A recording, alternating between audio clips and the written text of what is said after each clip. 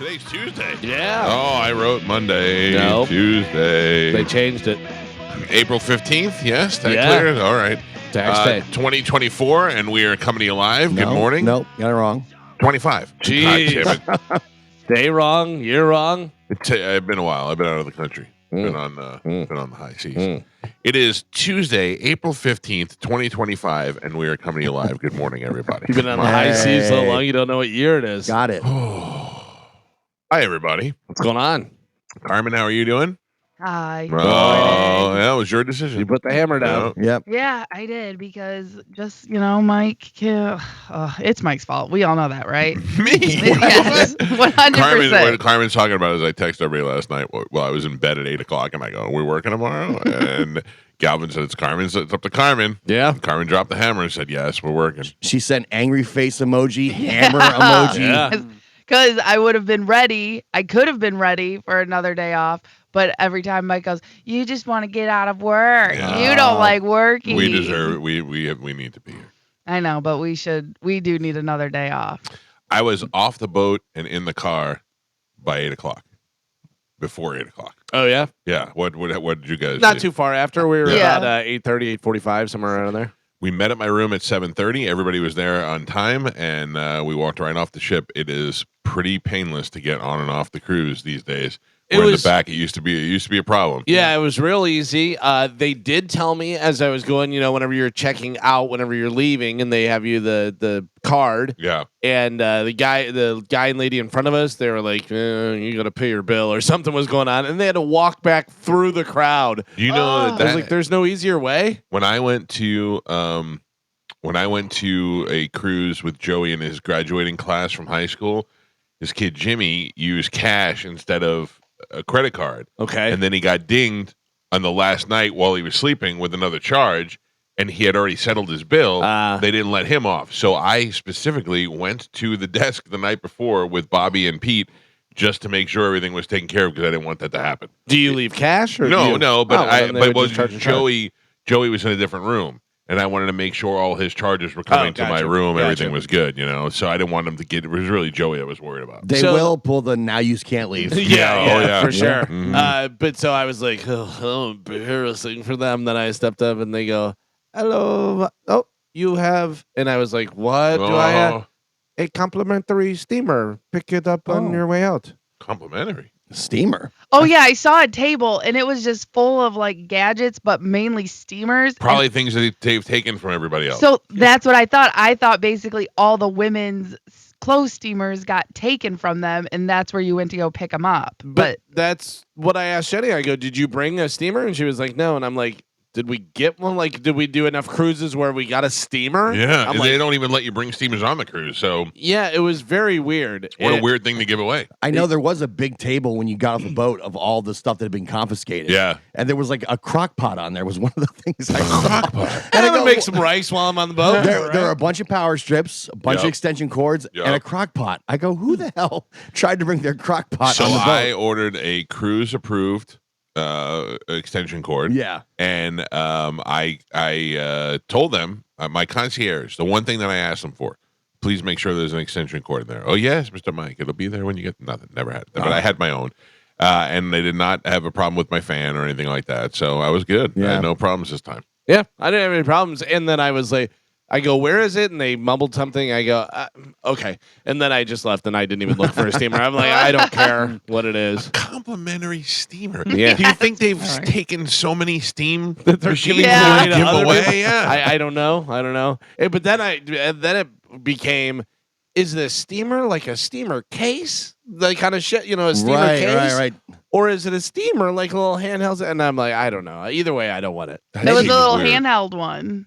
They did take my wife's one time. Yeah. The handheld Maybe one. I could have got it back for her. Yeah. Well, That leave is your a- crock pots at home, everybody. Yeah, Next yeah, time. no crock No pots. way. No way, man. I'm bringing it. So I don't really want to ruin everything.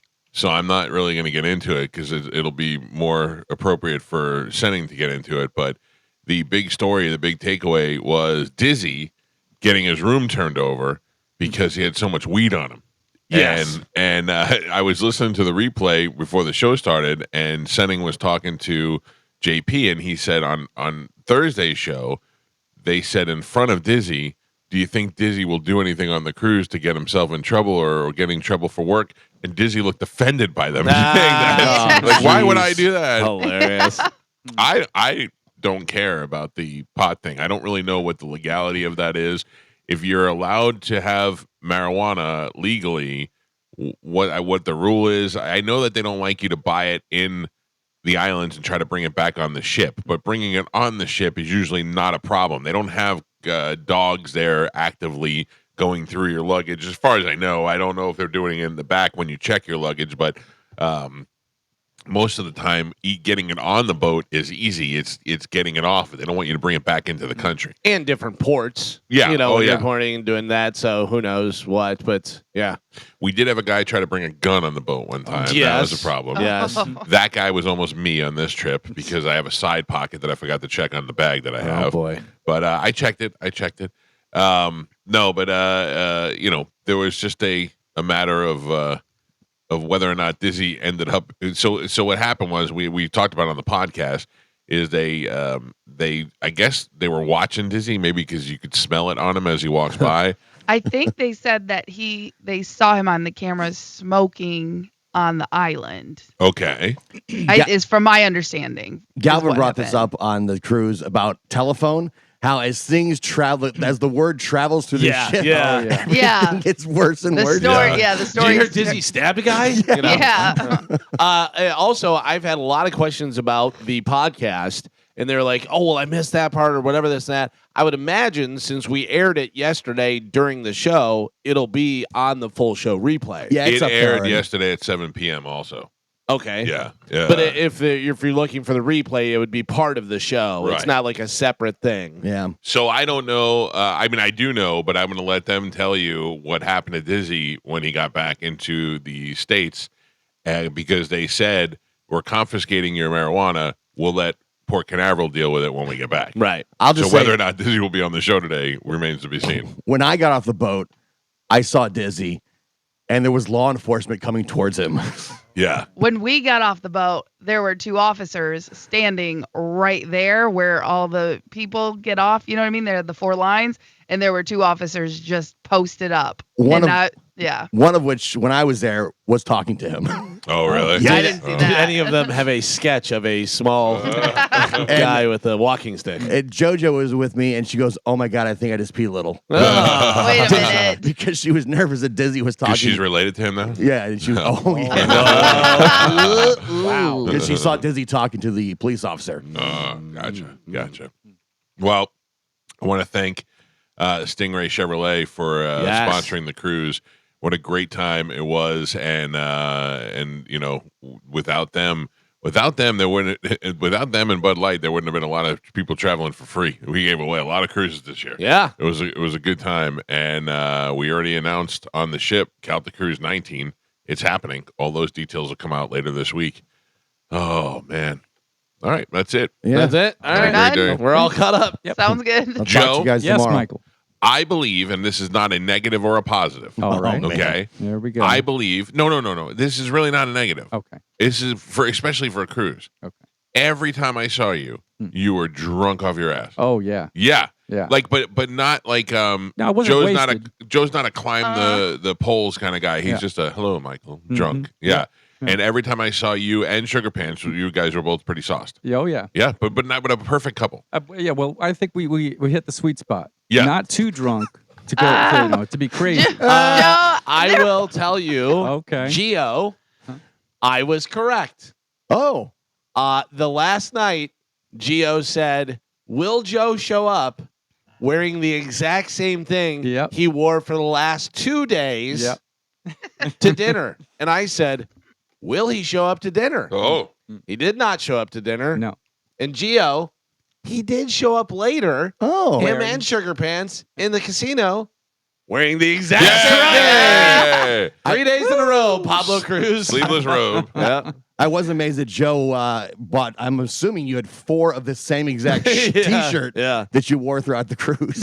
Nope, that was the same one. I left a complimentary steamer for you so you could steam the T-shirts. So you just didn't change your clothes the entire I time. really feel like it. You know, I got a good outfit. I'm not Listen, gonna you're change in it. You're in it. You already got the chick with you. You're Whatever. fine. Yeah. And you also had Dom wearing the robe. Dom wore the robe for singing, for karaoke. So now you got your robe and Dom on the robe. What did Dom sing for karaoke? I did not see that. Georgia Satellites. Oh, I did see that. I did see that. Yeah. Nailed it.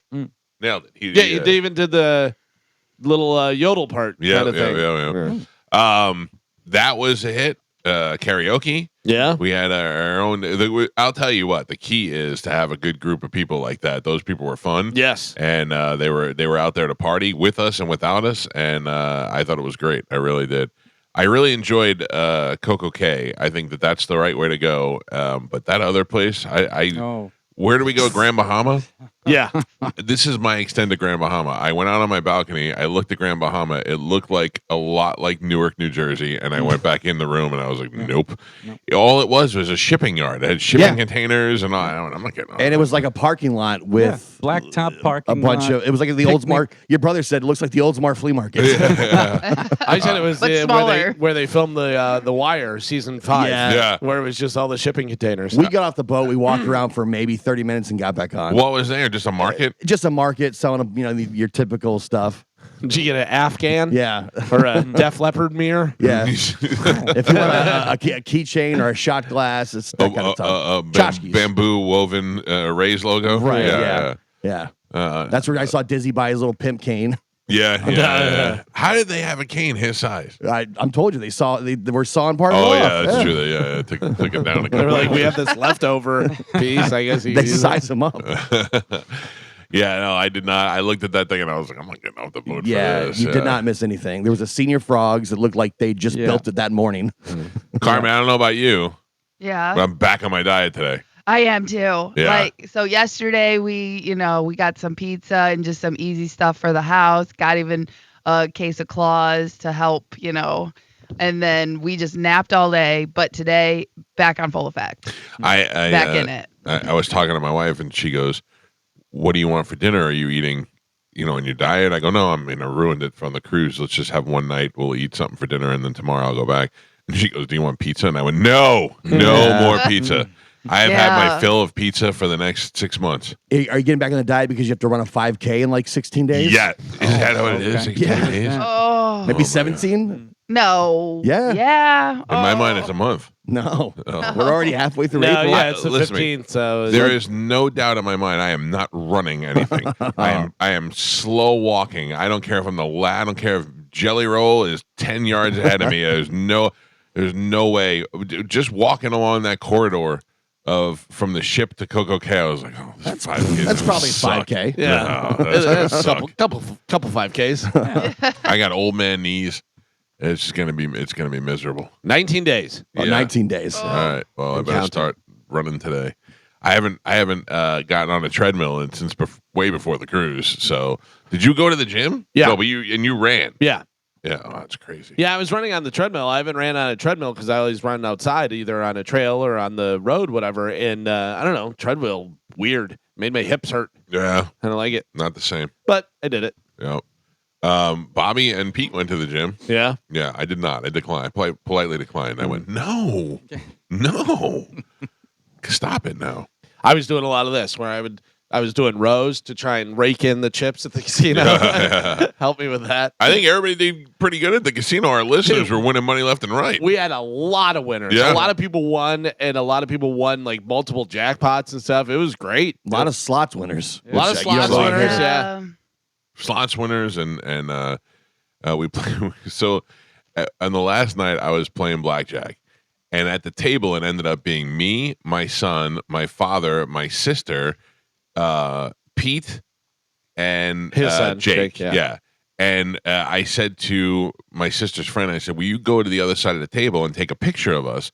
Because the whole family was sitting at the table. So they took the picture, and our dealer was nice enough to kind of bend down a little bit so you could see everybody at the table.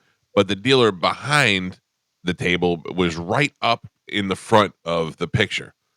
So I got on this app and I was going to see if I could kind of remove her.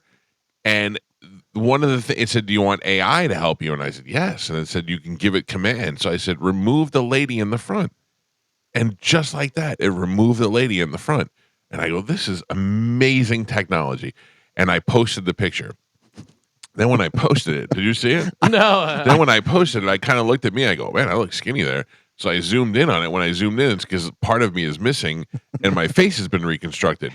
And then I looked at the faces of everybody in the picture, and we all look like alien. We all look like we have alien faces. I don't know why that happened, but it looks like your faces were melted. Yeah, yeah. It completely changed all of our facial. I saw that, and I couldn't figure out what was going on. Yeah, I was like, "This is perfect. Yeah. This is great." Fox News is at a diner somewhere, I think, in New York, and in Bethpage, New York. They're at the Embassy Diner. It's completely full of white people. Of course, always. They send the one black guy that works at Fox News out there. It is unbelievable how every time they do these, there's never any black people there. Nope, and it's always packed. It's packed. I mean, what would get me to go to a diner at 6 o'clock, at 5 o'clock in the morning to talk to news people? You know they've been there at least an hour before they go live. Sure. It's insane to me what people will do. That they'll go out and they'll march for, that they'll go out and hold signs for, that they'll go out and try and meet, that they'll go out and want to talk about their cause. Yeah, it's amazing to me. It's so like, crazy. Look at her. You know that's her entire life. I don't know. She actually looks like she should be a Democrat. She's got Democrat hair. Both of them. They both get Democrat face. Well, maybe they're there to yell at the guys. No, I don't know. But yeah, you're right. They do look like the kind of. I went to Fox News. They were at the diner on Thursday, and it was wonderful. Oh, that's just. And Fox always acts like, we just happened to stumble into this diner. Yeah. Like they're telling their friends, we talked to whatever that guy's name is. He's black. Yeah. But he was very nice. Right. Yeah. He was very nice. Yeah. I don't know why they sent the colored guy out. There's so many people on this. They couldn't send Tyrus out here. Oh, you just know it. You know it. Anyway, the cruise was a huge success, and the next one will be here before you know it. Yeah. Can you believe that already? Yeah. We are solidly planning Japan. Going back to Japan. Anybody want to come to Japan with us? Yeah. Yeah, you want to come, Carmen? Yeah. You'd be the only girl, but that'd be fine. Okay. And we teach you the thing they taught us there called bukkake. No. Okay. We're in the preliminary stages of planning a Vegas trip. We're going to do a little Vegas maybe in November, I think. I'm currently at the age, Calvin, where I don't want to go on trips that are going to make me lose any more. I did pretty good on this trip, like as far as losing enough money. Like I lost enough. I didn't. My bill. How much was your bill? I think like 200 and something. $171 for Yeah. me and Joey. Yeah. That was great.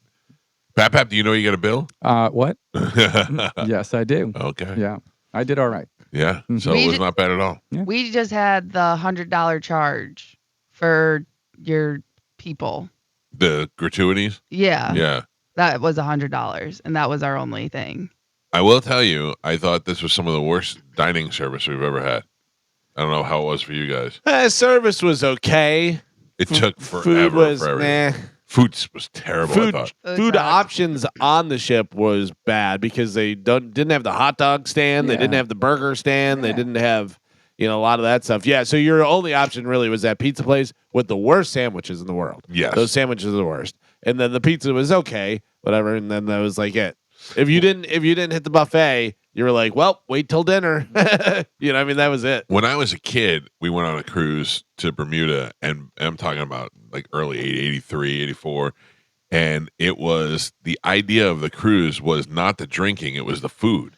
It was how the food was so, and I remember they had a midnight buffet every night, and but it wasn't like the Windjammer buffet. I mean, it was a full out. They created this room with the buffet, and they had caviar, and it was the first time I ever had caviar when I was like 12 years old. Was on the cruise, and now you're lucky if you get pizza. They used to have sandwiches and stuff in the solarium too, in that back corner. Yeah, and it was just empty now. There was a sweet lounge that I didn't even go into. No. Yeah, I don't know. It was just too many things to do and not enough time. Sweet, SWEET or SUIT? Both. It was sweet for the ones. sweets. Yeah, Sweets yeah, for it the was sweets. really good. There was a lot of sex on this cruise. Mm. I didn't have any. Oh. But there were others that did. Yeah, I did all right. Yeah. Don't tell my wife. No. Wait. I would imagine out of all of us, Carmen and Chad banged the most. We did it twice.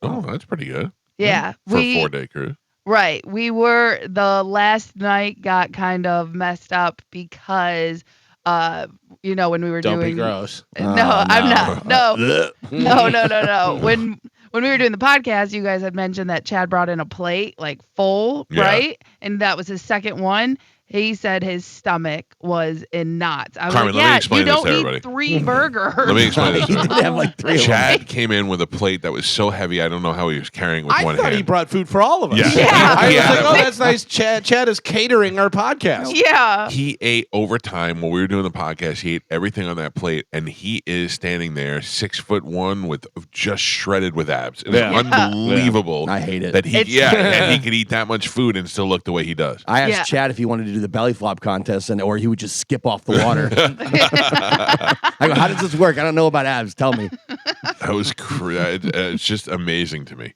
Yeah, so he had like 3 burgers, 10 chicken strips, 2 things of mac and cheese on top of whatever else was on his plate. And by dinner, he was like, my stomach doesn't feel so good. I was like, you think? Yeah. So he didn't eat anything at dinner. And we ended up leaving after appetizers or after the entrees because he just wasn't feeling well. So we ended up just going back to the room and cuddling, which I have to tell you, I love the National Geographic channel on this cruise. Yeah. I was watching baby penguins and seals being born and, mooses. And, I loved it. It was like the Alaskan survival house or something like that. And I was on that channel every night just watching all the baby animals. On the last night, I couldn't sleep, and I was trying to, and for some reason, it was having a problem loading the channels. Yeah. So I had to watch Wonder Pets for a half hour. I was into it, man. My wife, we were going to do something. I forget what we were going to do. Oh, it was Coco K. It was the Coco K thing, and she wasn't feeling that great. And we were there. I go, do you want to go to Coco K? Like, what time? And she goes, I don't know. Right now, I want to watch this. And it was Diary of a Wimpy Kid. And I go, what do you mean you want to watch this? She goes, I want to watch this movie. I go, the whole thing that we've seen 19 times before? I was like, what? It's not like it's a new release. This came out in like 92. Yeah, you can own it now. Yeah. Yeah, they had a bunch of old school movies too. They had like Thumbelina, which I remember watching as a kid, and I can't remember what the one the night before. Oh, Anastasia, which was like a Disney like Disney princess movie that didn't really get like the love like the other ones did. I loved the movies. The TV was great this time. Carmen's like taking a little kid with you. Yeah. She just wants to eat pizza and watch Disney movies. Yep. Anyway, we're back on land, and we had a hugely successful cruise. Thank you to everybody who came out. Thank you to Diane from Action on Travel. Thank you to Bud Light, and of course to Stingray Chevrolet for sponsoring the cruise. And we're looking forward to announcing Calta Cruise 19 and then inundating you with promos for the next year and how you can sign up for it. How do you like that? We'll take a break. When we come back from break, I have no idea what we have to give away, but Carmen will tell us, and we will play Sporkle next on 102.5 The Bone. Carmen? Yes. What do we have to give away today? Okay, so we have tickets for Colin Quinn. Colin Quinn at the Capitol Theater, correct? Correct. Okay. Back to the Future, the musical. At the Strauss Center, and I believe that we are going with winners. But by the way, did you hear the ad? They say get your tickets yesterday. Oh, that's pretty good. That's good. We have tickets for Chris Brown, Oh, which is sold out, by the way. All right. Well, you're not giving those away in Sporkle. Oh, okay. Yeah, no. Kesha. Kesha, tits out. Mm-hmm. Yep. Yeah. Blink 182 Okay. is coming. Yeah. Stevie Nicks. Ooh, when is Stevie Nicks coming? Oh, you blew it. You blew my. I was going to tell everybody the tour date happening. Oh, man. When is that? August 30th. Okay. Big announcement, 7:15. Where is she coming? Emily. Oh man, okay. I feel like I should go to that one time. I've never seen Fleetwood Mac or Stevie Nicks. It seems like that would be probably one of your last opportunities to see her. Also, Miggs invited me one time to go in his suite to see Fleetwood Mac, and I could not go. And I was kicking myself in the ass. I'm like, what a great seat to sit in and watch the show. And I've never seen them live, and I do love them. I listen to their music all the time. And then he has pictures with him and Mick Mick Fleetwood. Fleetwood, yeah. Hanging out and before the show and touching his drums and everything else. And then we also have tickets for Thomas Rhett. All right. We have your tickets if you win a little bit of Sporkle. Here we go. Come on. That was ridiculous. Little cruise delay. I have no idea. I got to reset that computer now. All right. Carmen is the keeper of Sporkle. Pap is your judge and scorekeeper. Joe, I got to tell you, you're way sharper than I thought you'd be today. What do you mean? I mean, I forgot we even had dogs. You're like, I got the dogs. Oh, yeah. I need to talk about the can situation, Michael. Oh, no. What's going on with Well, the there's can? a bunch of cans out there. And Joey didn't bring them in? No. But Kid it's has one not. job. Well, I mean, he may have forgotten today. He maybe thought today was Monday. Can day, yeah. Maybe thought It's today was not today. 2024. It's not Monday. No. Today is not Monday. No, it is No. not. All right. Carmen, what are we playing today? Okay, today we're going to be playing movie titles by common ending. Can you name the word that completes each set of 2-word movie titles when given the first words? So I'm going to give you 3 different movie title beginnings. You're going to give me the one word that they all share to end their movies. Gio, where are we in the running? I know I am the champion. You have a rule, and this would be I have 2 rules. Thank you. 3 in a row of your next. I don't know what it is. 7. 8, 8? Okay, 8? yeah. All right. I think. I don't know. You won twice last week. Galvin won once. Okay. All right, so common endings. Ready? Yeah. Here we go. 17. Again. Dead. Mike. Family. Got it. Risky. Business. Monkey. Galvin. Atlantic. Broken. Sin. City. Geo. Drugstore. Cowboy. Midnight. Mike. Groundhog. Day. Independence. Mike. Enders. Fair. Galvin. Jersey. My. Mike. Dirty. Dozen. Handsome. Deconstructing. Dirty.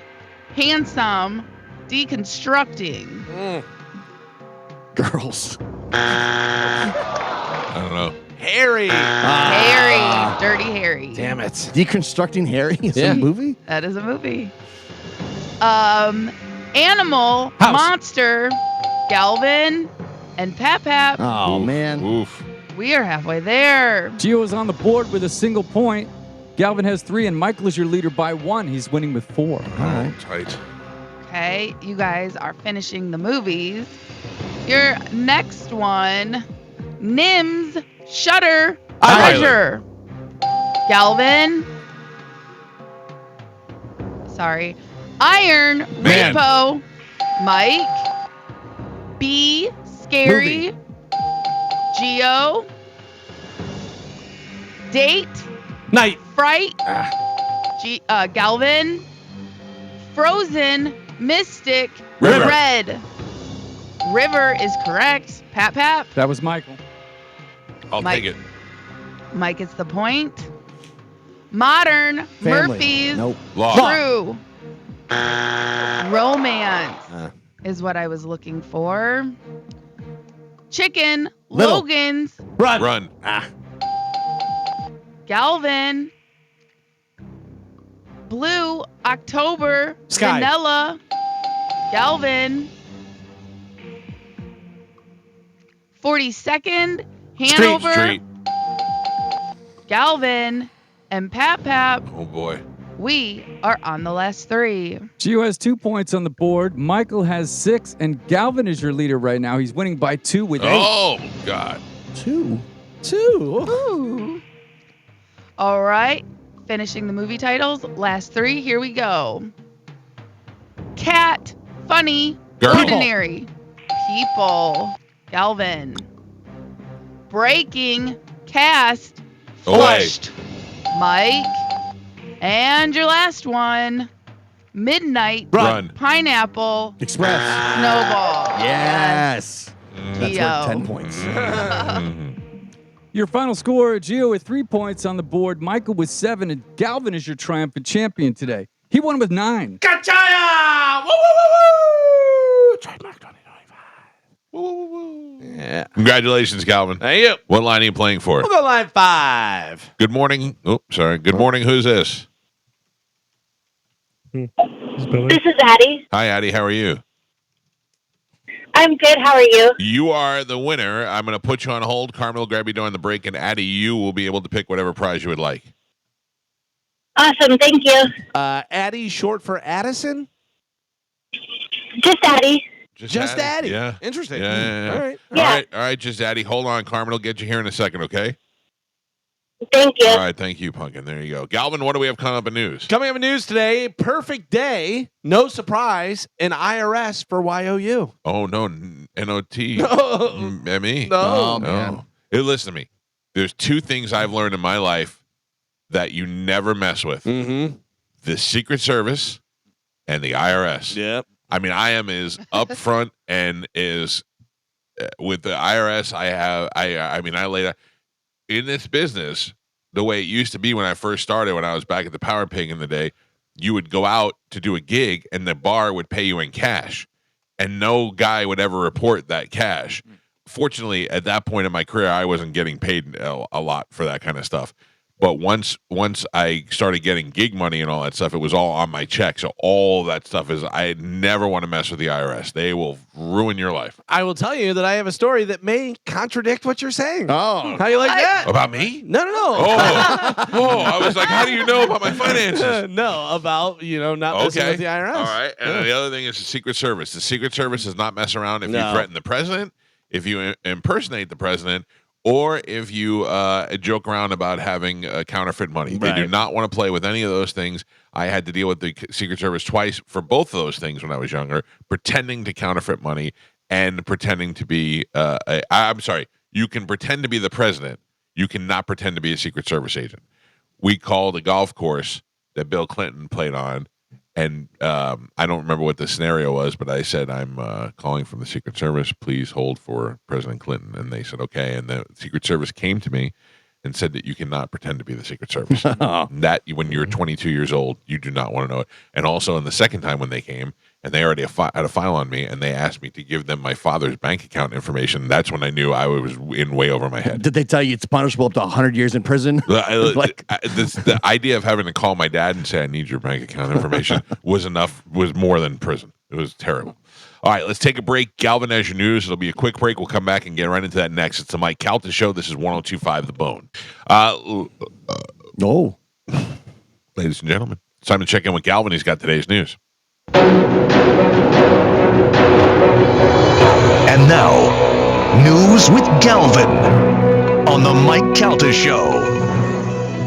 What do we have in news today, Galvin? Today's top story, how would you like to be in prison in El Salvador? No. President Donald Trump on Monday reiterated that he'd like to send U.S. citizens who commit violent crimes to prison in El Salvador. How would that happen? Now listen, that's a deterrent. Yeah. You talk about prison and they're like, oh, prison here, it's easy. I get to see my family and hang out and do whatever. That's like Jack Reacher, the one guy that's the bad guy. He goes, prison in America is like country club. Right, yeah. Yeah, it's a guy who bit off his own fingers when they got so they wouldn't get frostbite, right? And then he cut off his other finger so he didn't have to work in the coal mines. Yeah. No, that's how bad those jails. That's were. an iron will right there. In my mind, prison in the United States is somewhere between Goodfellas and Oz. Like there's a yeah. It's like you can get spaghetti, but you'd also get butt raped. Right. Yeah. It depends on where you go to. I think if you're like in prison in Wisconsin, you're like, oh, this is pretty nice. If you're in prison somewhere else, you're like, oh no, I gotta stay with my back against the wall.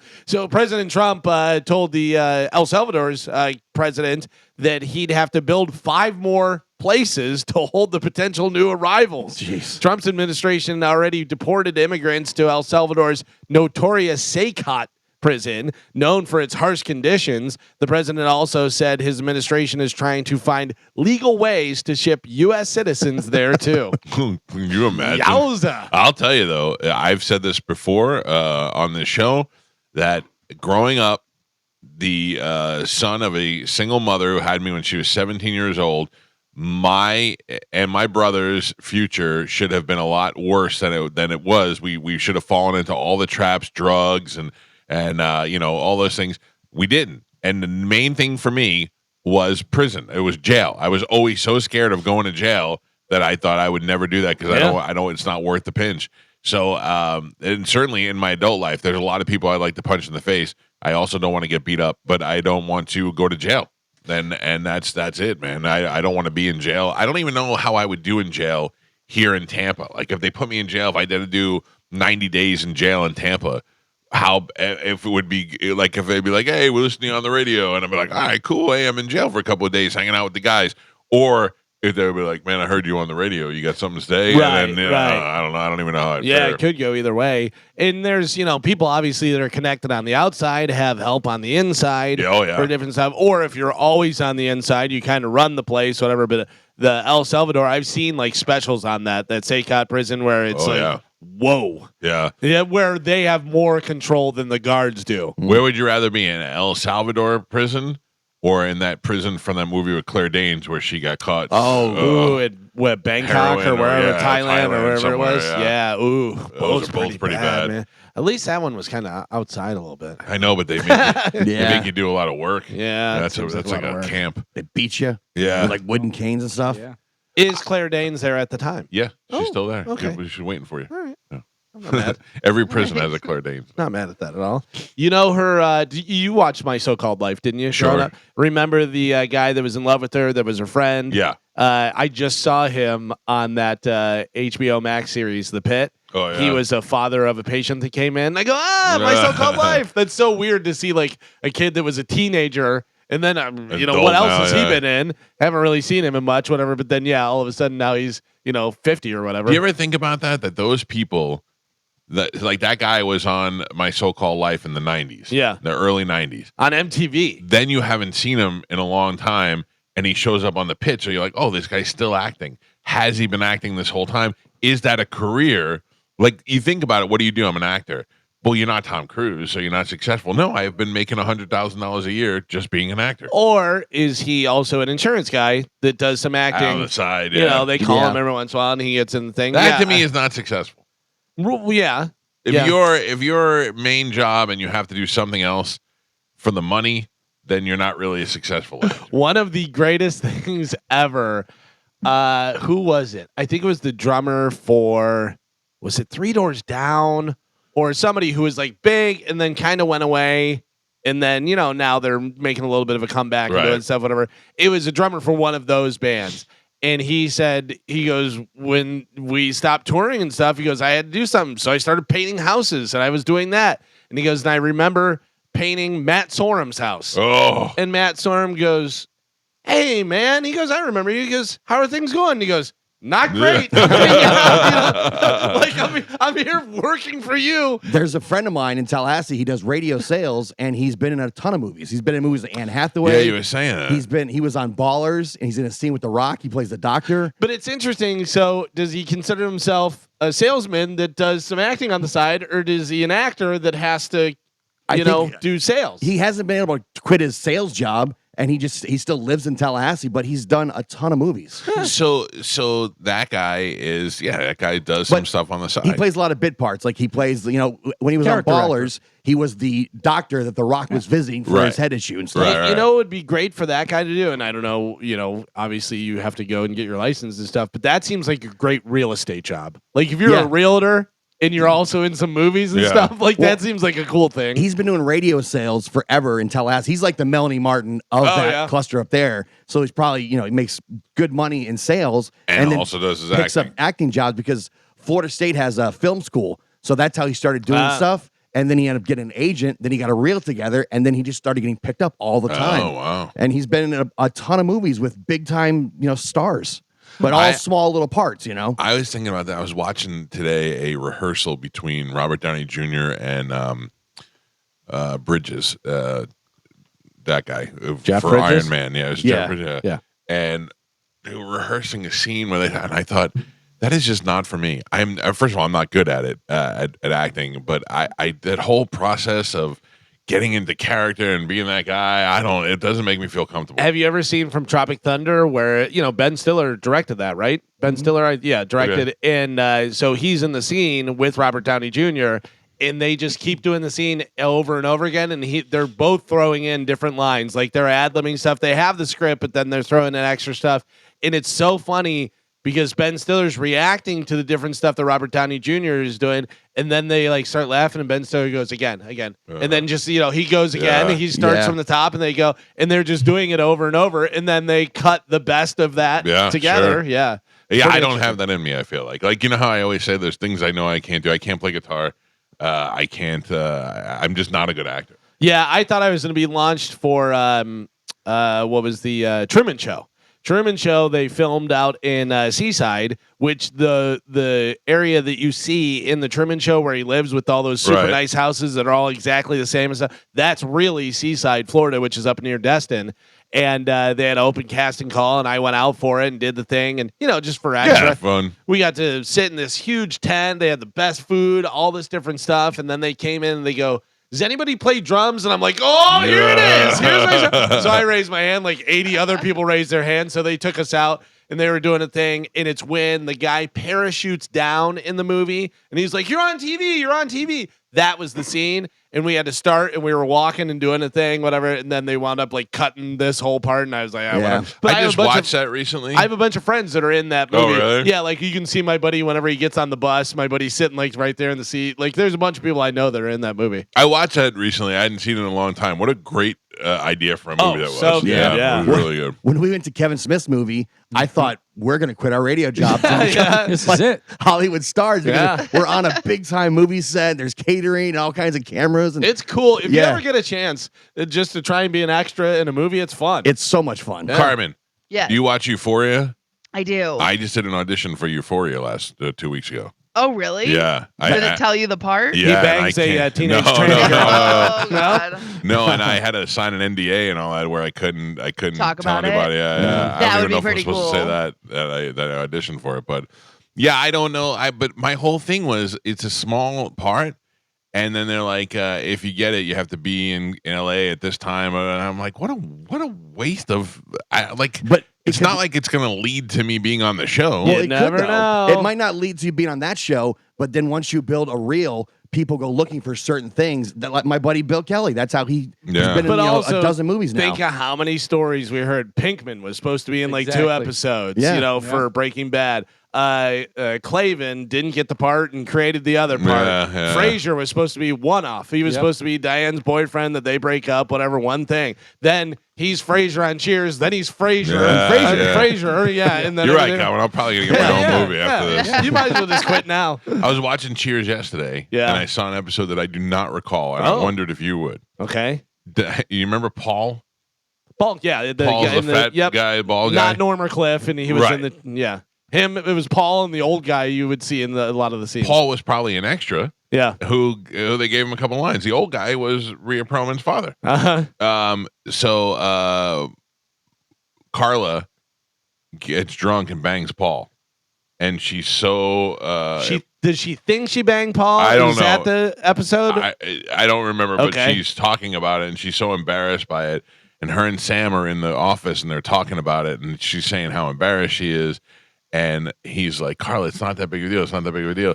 And he goes, all right, I'll tell you something embarrassing about me. Do you remember what it was? He took his wig off. Oh. He was bald, and he was missing a spot on the top of his head. He showed her on the show? Yeah, he took it off the back of his head, and he had a big bald spot. Oh, I don't and remember she's that. like, "You wear a wig," and the whole thing is Ted Danson was known to have the best hair replacement in Hollywood. Oh, Like his yeah. hair had been fake all these years, and he had great face. But I didn't even know that they ever addressed that on the show. Yeah, that's weird. Yeah, I saw it. I'm like, I don't remember that. I wonder if Yeah. Calvin would remember. No, I don't. No. I was not on Cheers, but Cheers did give me the idea for us to be on Sullivan and Son. Yeah. Because Mark and Brian, who were LA morning show guys, were on an episode of Cheers one time in the background, and I told Steve Burns, since you have a bar show, we went, and he put us on. Kevin and Bean were in Rockstar. Oh, Remember yeah, they yeah, asked yeah. the questions to him and stuff? Yeah, having just gone to Boston, I went to Cheers. And Oh, it's- you did go? Yeah, but it's just the exterior. Right. The exterior is when you go downstairs, it's nothing like the inside. Yeah. because they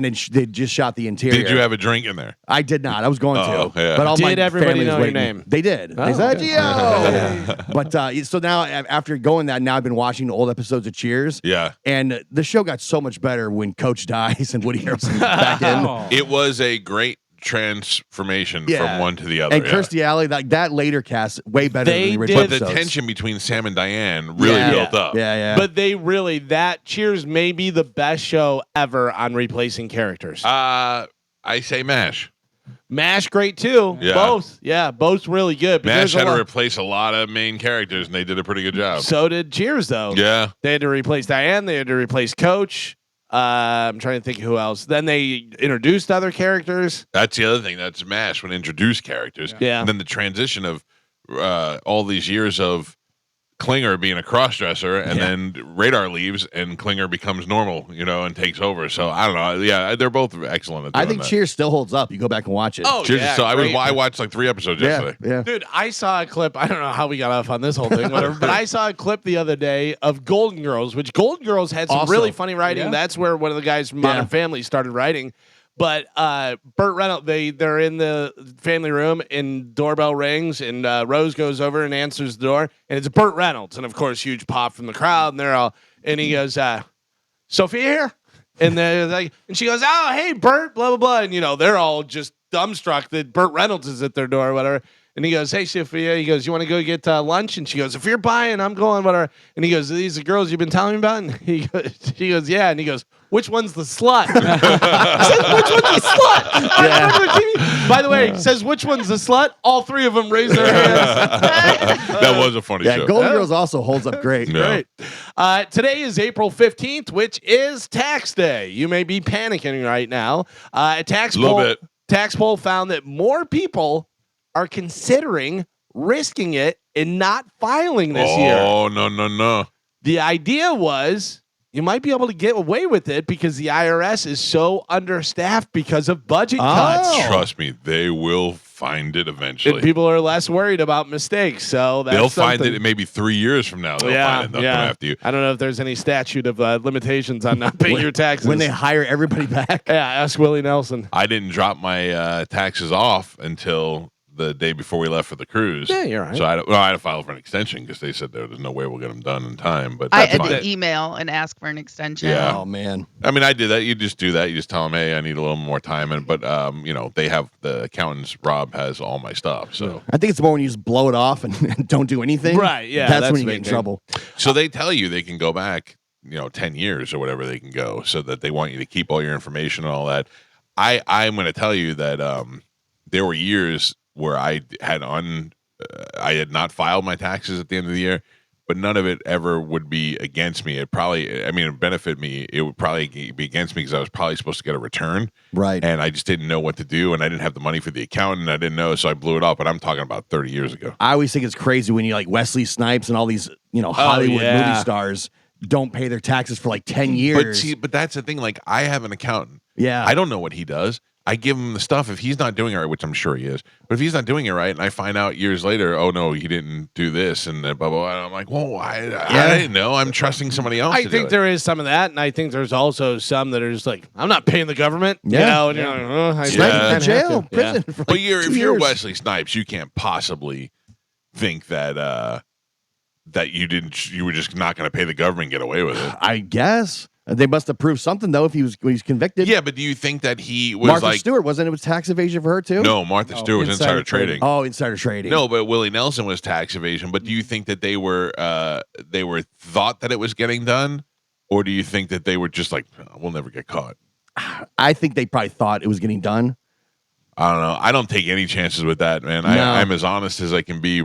Probably more honest with tax stuff than I am with anything else. It's 'cause just I don't have a crazy that problem. people have, access to money, can hire, accountants and stuff, have tons of money. You're talking millions of dollars in taxes, and they just they get busted. Do you know, like, if you have a problem with the IRS and you reach an agreement, you say, I don't make this much money now, so I can only pay you, let's say, $1,000 a month or whatever, $500 a month. And they go, okay. Then you come into more money, and they know about it, they'll go, "Oh, you got more money now. Now we're jacking it up to $1,000." Yeah, you don't mess with the IRS. It's like I feel like I'm saying this for the young kids out there. There are a lot of people you can scam. The IRS is not one of them. Yeah. don't even try it. That's So file your taxes, and if you didn't file your taxes today, then file for an extension so that at least you're legal. Well, they're saying right now, maybe try it. see how it works out. I don't think that's a good idea. By the way, some of the stuff that's going on for tax day, since today is tax day, some of the best food deals include 1 cent cheeseburgers at Burger King. Oh, 1 pound fish. 1 cent cheeseburgers at Burger King. If anybody's interested, if anybody knows anybody who might be interested, if anybody Joe, didn't have any Nope. burgers on the cruise and is dying to get a burger today, maybe that's a place to he go. had burgers on the cruise. I did not have burgers on the Yes, cruise. you did. No. As The- soon as I saw you at Coco K, you had a hamburger in your hand. No, Joe called. I had an empanada, a beef empanada. That's a Bahama hamburger. That's a Bahama burger. He goes, I see you're having a burger. I go, Joe, it's an empanada. He's like, no, that's a Bahamian cheeseburger. Here's even better deal: a free burger at Shake Shack. You do have to spend $10.40. Get it? $10.40, $10.40 easy for them. Krispy Kreme has a buy one get one deal. Just pay the sales tax on your second dozen of original glazed. You get those. So there you go, some deals for you. Nobody was surprised last night when Paige Buckers was the number 1 overall draft in the 2025 WNBA draft. I'm surprised. I'm surprised. He's shocked. I am shocked. Who'd you think it was going to be? I thought it was going to be Cecilia Godzilla. Yeah, she's good too. Yeah. Well, it happened. She's going to the Dallas Wings just 1 week after winning a national championship in her final season with the Huskies. So How is she compared to sweet Caitlin very Clark? good. Very oh, good. She's really? very Yeah. good. She's very good and very marketable. She's pretty white girl that she can drain the threes. And, Not another white girl in the Yeah, WNBA. yeah, we're not going to be happy Everybody's about gonna be this. mad about that. Yeah. I forget who it was. One of the college players that is in the NBA draft. So this was prior to the draft. So this was a couple days ago.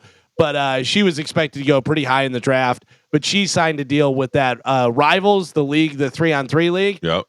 It said her first contract with that for the first year, she will make more than she will make in her 4-year rookie Wow. contract. Wow. The Yeah. entire thing together for the 1 year for that. So why play? Why not just play in another league? WNBA? Because they like to play and they want to Oh, play I guess- both, I guess and true, you yeah. get more. You get Endorsements endorsements and and stuff, stuff. and you get out there. And the idea- Because that's that's- where they're making their money. Yeah. Their Yeah. endorsements, Oh, yeah. their deals, their brands, all that kind of stuff. That her? Yep, there she is, draining some threes up there Yeah, on she's the good. TV. Yeah. Oh, good for you, Paige. We're watching highlights right I now. can't wait. I can't wait for the W to return. Yeah. When is that happening? May. Yeah. Oh man, right around the corner. Yeah, right around the corner, ready to Everybody's go. at the edge of their seats. We'll run a 5K, and then we got WNBA. That'll be How do I happening. get out of that 5? You don't. You're in. It's too late. When's Bert coming on the show? The week of, or the week, like right before. Oh man, Joe, Yes, Michael. club me in the knee Oh. Wait. like Jeff Galooly and the other guy did to the ice skater, And it's Tanya gonna be Harding's Bert- people. It's gonna be Bert and Tom that day. Oh wow, that should be a lot of laughing, a lot of high pitched giggles. Okay, well listen, I'll be there. Mm-hmm. In our white shirts. Will you be walking? I don't know. I'm thinking about seeing if Tom could bring a golf cart. Wait. you oh, can't do come that. on. Yes, You might as I'll well be get mobile walking. scooter. I'll be walking. Mobility scooter. I'm in. WNBA preseason starts on May 2nd. Regular season starts on May 16th. So Awesome. be ready to go. Ready to go. I say get ready to go with the Hard Rock app. That makes it more exciting. Absolutely. Now, I usually don't like to bet the under. WNBA, Yeah. Take the under. bet the under on the Yeah. totals. Yeah. That's usually. Turnovers is not one of the stats they offer Oh. because you could really make a ton of money. Oh. Is there passing into the audience? Is that a stat that we can do, please? There's so many turnovers It's in the wild. I lost money. I bet on the Masters before we left. Oh, yeah. On the cruise. I thought DeChambeau was going to do it. I did not think that Rory would hit the triple I gotta crown. tell you, I thought Rory was gonna buckle. I thought he Yeah. was gonna buckle for Yeah. sure. Last night, I was getting ready for bed, and then I was like, "Oh, let me just see what's going on, whatever," and made a couple bets, whatever. Ohtani, home run, baby. Yeah. I bet 20 on Ohtani for a home run and wound up winning. I think it was 240 off of that. Wow, Yeah. that's great. Yeah, well, it was 20 to 240. It was plus 1100 because it was not just him hitting a home run; it was his next at bat. Oh, Yeah, I was watching. I'm like, oh, Tani's coming up here in a couple batters. Let me see if I can bet on him. Did you see the Rays score last night? No, They scored like 16 runs against Boston. Jesus. I think it was 16 to 1. they only have to hit into Dale Mabry. That's why. Probably. Not too shabby. 16 runs. Mike Olivero asked me if I wanted to go to the game on Thursday, Yeah. and I went, no. He goes, would you go to a game? I'm like, I'm not like I'll never go to a game. And he goes, do you want to go Thursday? It's the Rays Yankees. And I went, no, I'm certainly not going during the week Yeah. to a game. It's insane. Someone recently asked the internet, what is something you'd never buy, even if it was discounted by 99.99%? What's something that you're like, yeah, I don't want that. I don't want to ever buy it. Some of the different stuff that they had on there is a get rich quick course from a 20-something on TikTok. Oh, yeah. Not going to buy any of those. Gas station sushi, they said is a bad idea. Yeah. Oh, boy. Unless you're in Japan. Yeah. This is one of those ones that we were all like, yeah, I don't get it. I'm not buying it, whatever. NFT. An NFT. Yeah. Well, I almost dumped money in an NFT because I thought that was going to be the next thing. Not that I didn't understand it. I didn't think it was a good idea. I just saw all these people at Tom Brady's and all that doing it, and I thought I'm not going to miss out on this.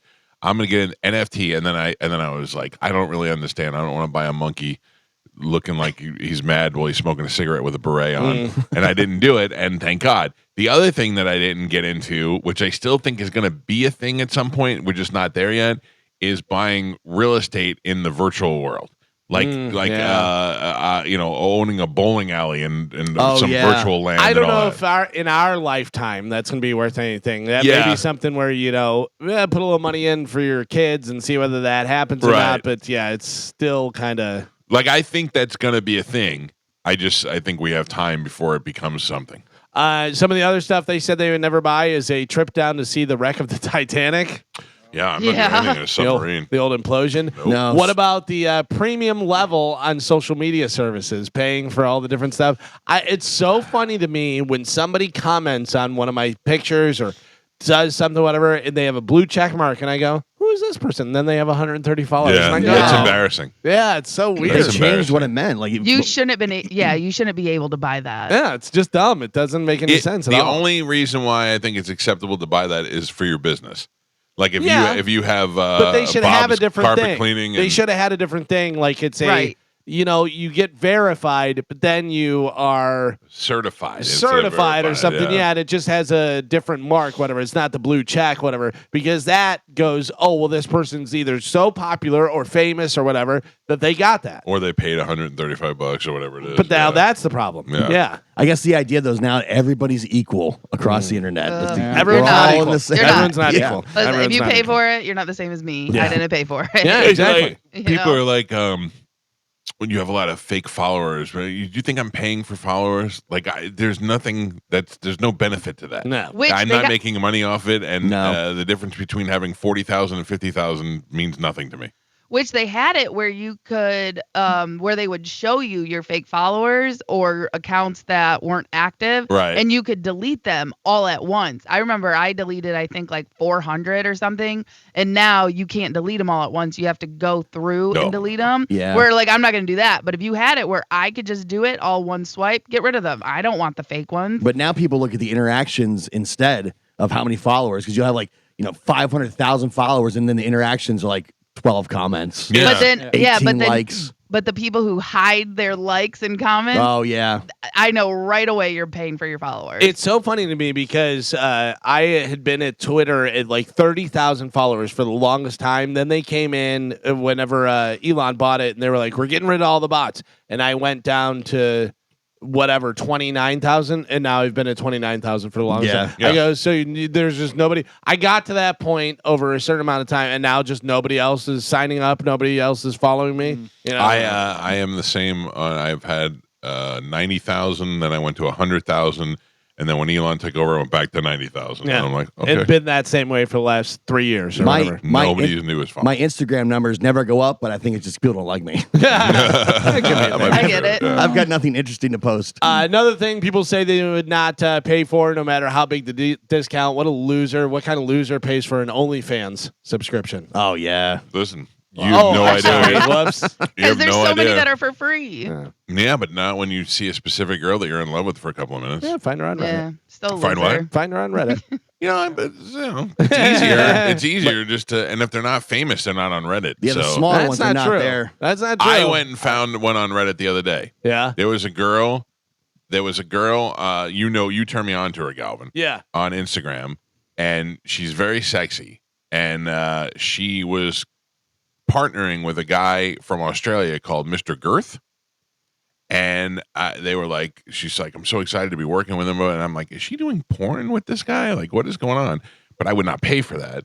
So I went on Reddit and looked it up. And sure enough, they made a porno together. But that's where Reddit comes in handy. But when this girl that I liked, she just started her OnlyFans. So I don't know how I would find her on the Reddit. Yeah, it all depends. I mean, Yeah. it's hit and miss. There's sometimes people that aren't, huge or anything are on there, and then there's ones that are really big that are not on there because they make sure that they go through and take all that off. Yeah. Charlie Sheen's daughter, I guess, is doing OnlyFans. Is she? Yeah, that's him and Denise Richards. And because Denise does it too, doesn't she? Right, but I don't think either one of them show like anything. I don't think they're doing any nudity or anything like that. And she was like, "But if people want me to dunk my feet into the toilet, I'll do that." And I'm like, "Oh, all right." Do you know what the new thing for me is, Carmen? What? Girls that I follow on Instagram. Yeah. I don't send girls messages. I know that you probably don't believe that, but I don't do that unless I know them or they're listeners. You know what I mean? But like I follow.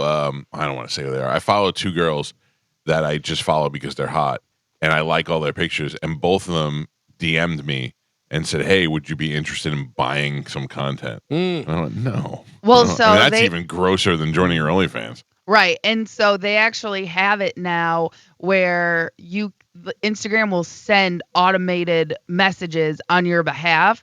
So it was probably like once you get so many likes, you get that. Or if you comment on something, because people will be like, comment, read, and I'll send you my tutorial or whatever. And it automatically sends it to you. So Instagram has that set up. So I bet they also have it where if you like enough posts, you automatically get that DM asking for you to pay something. A lot of automation going on in Instagram. Yeah. Well, It's not them. I know one of them was specifically not an automated one because she sent me other stuff in there. But the one might have been. The one might have been automated. There's this one girl that I follow. I think she's in Texas. And she's got face tattoos, and she looks weird, and she does a lot of makeup, but there's something sexy about her. And she's a big girl, like she's like got a big, long legs and stuff. And then, but I'm not like looking to beat her. Just so you know, when you say I think she's in Texas, I assume that you Google image search her house. Oh no, it's because she's. You're like looking at the street view to see if she comes out to get the mail. No, it's a lot of she's got cowboy hats on, and there's a lot of Indian stuff in her pictures. And stuff And when like you that. say this one's definitely not automated, that means it's really It's automated. definitely automated. No, because like the one girl I kind of know. I don't want to say who she is, but I kind of know who she is. And then she sent me a message. She's just like, "Hey, do you want to buy some content?" And I was like, "No, I don't." You'd be surprised how good those things are now, because there was one guy that was like betting advice. And then it's like, type, NBA tonight. And then I'll DM you. And then every time, and then it kept like showing him, and it was like, "Hey, bro." And it would have my name's like, "Just wanted to check in on you. Hope things are going good. Here are my tips tonight. Go to my website." And it was super like personal. Well, I could tell it was not real though. Because the message you create. You know what I mean? Right. Like I have the option that if someone texts me or messages me something, that I will write the automated message and it will send it on my behalf to anyone that messages me that. And you can make it sound like you're just talking one-on-one. Interesting. I should have like an automated message that says, "Stop sending me reels, you idiot." You could. I've seen every drum and dog video, you moron. I felt so bad. I had to block somebody yesterday from my personal account. I'm like, I don't know how many you clearly don't listen to the show. Yeah. Because I mean, how many times have we said, please stop sending us reels? And this guy every day. I'm like, I'm blocked. Just can't take it. I have a hot or not for you guys. Oh, good. This is from Nassau County, Florida. A woman is accused of embezzling more than $500,000 from a church. The Nassau County Sheriff's Office arrested 44-year-old Melissa Gainey English on charges of embezzlement from Amelia Baptist Church. The two new church financial committee members noticed discrepancies after reviewing bank documents and records, finding the funds were lower than they should have been. After reviewing credit card statements from a church credit card issued directly to English, they discovered hundreds of thousands of dollars had been used for her own personal expenses from the church. English was fired, and the church hired a contractor to review all financial transactions from 2019 to 2024. So she's 44 years old. She's from Florida. Her name is Melissa Gainey English, and she has been accused of embezzling more than $500,000 from the church. Mike Calta, hot or not? In order to gain access to the church funds, she had to work in the church office. And nobody hot works in the church office. I'm going to say not hot. You say not hot. Not hot. All right. Gio, what do you think? Yeah, fat church lady working in the office. Yep. 44? 44. Yeah, no, not hot. You're saying not hot. All right, Carmen, what do you got? We got two not hot so far. Ooh, 44. But see, I'm thinking of like the preacher's wife or something. They're usually pretty hot because they take all that money and That's true. do it, use it on themselves. Yeah. I'm gonna say hot. You're going to go with hot. Yep. All right, so we have two not hots. Mike and Gio both say not hot. Carmen says hot. Take a look at the photo I just sent you guys. You can look on Bone TV as well. Oh, yeah, hot. She is hot. yeah. She is hot. She's got that preacher wife vibe. Yeah. She has that, I'm a good person, and I Yeah. go to church, and I even help with their finances. Help myself to their finances. Yeah, don't mind if I do. Jesus is the way. Yeah. That's not something you see very often. Hot chicks in the church. You pay me, and you can sit in the front row at the church. How you like that? Yeah. Get right in. Today is National Laundry Day. Oh, I got plenty. Yeah. Oh yeah, that's what I'm doing all day. Way behind. I am thankful that my wife almost enjoys doing laundry. Yeah. Leah, she never makes me do my own laundry. Like, she does laundry, and she's like, yeah, just give it to me. I'll do it. I actually do my own laundry because I'm saving myself gallons and gallons of laundry detergent. I buy my wife regular liquid laundry detergent because she refuses to use the pods. I use the pods. She spills it like she's in a champagne room. I mean, she's just going crazy with the and I do a quick wash on mine, and she goes, use the regular wash, and I go, I'm not out rolling around and fighting dinosaurs and doing. My clothes aren't filthy. Right. I wear a t-shirt once. Yeah. And then I put it and I wear it for like 4 hours. Yeah, You know what I mean? yeah. And then I throw it in there. So I do the quick wash. She gets so mad about that. I'm like, I don't understand. I got to reach out to, I think something's going on. I use Buff City soap, and I love Buff City, and the laundry smells so good. Yeah. Not my laundry. Hmm. For some reason. I think you have water or something trapped in your washer, maybe. No, because it's just my laundry. It's just my clothes. My clothes, like, you take towels out and you take my wife's clothes out and they smell delicious. How long are you leaving it? A full long cycle. No. I mean, how long are you leaving it like sit? Oh, no, before you dry it? One to the other. Yeah. We went through all this stuff. I don't know what it is. For some reason, I don't know if my clothes come out, they don't smell as fresh as Old Mr. I don't wear deodorant because my armpits don't stink. I have Yeah. stinky laundry. They don't stink like that. Yeah. Maybe it's I not don't the even have. clothes. I don't even have sleeves to trap it in there. Oh yeah, that makes it better. Yeah. Now we get to all enjoy it. Galvin, as you walk past us. I packed for the cruise for 2 months of the cruise. Yeah. 2 months. Really? Or about 2 days worth of clothes. You know what's so funny is I packed so light that I was one t-shirt light. Oh, really? Yeah, I was like, well, I don't even notice if I wear this one again, whatever. But I just packed a couple sleeveless shirts to, like tank tops, whatever, and some running stuff, and then a couple t-shirts to change into like after dinner. Yeah. And I was one short, and I was like, because the last party, I was like, oh, what should I wear? And then I just wore one of my sleeveless shirts. I was like, I'll just wear that. To the party. I don't think Joe packed at all. No. Yeah. I did not. He just walked Joe out. didn't even bring a suitcase. No. Just I toothbrush traveled and light. his robe. Yep. So something I was going to buy and I talked myself out of it, but I'm definitely going to buy it for next year.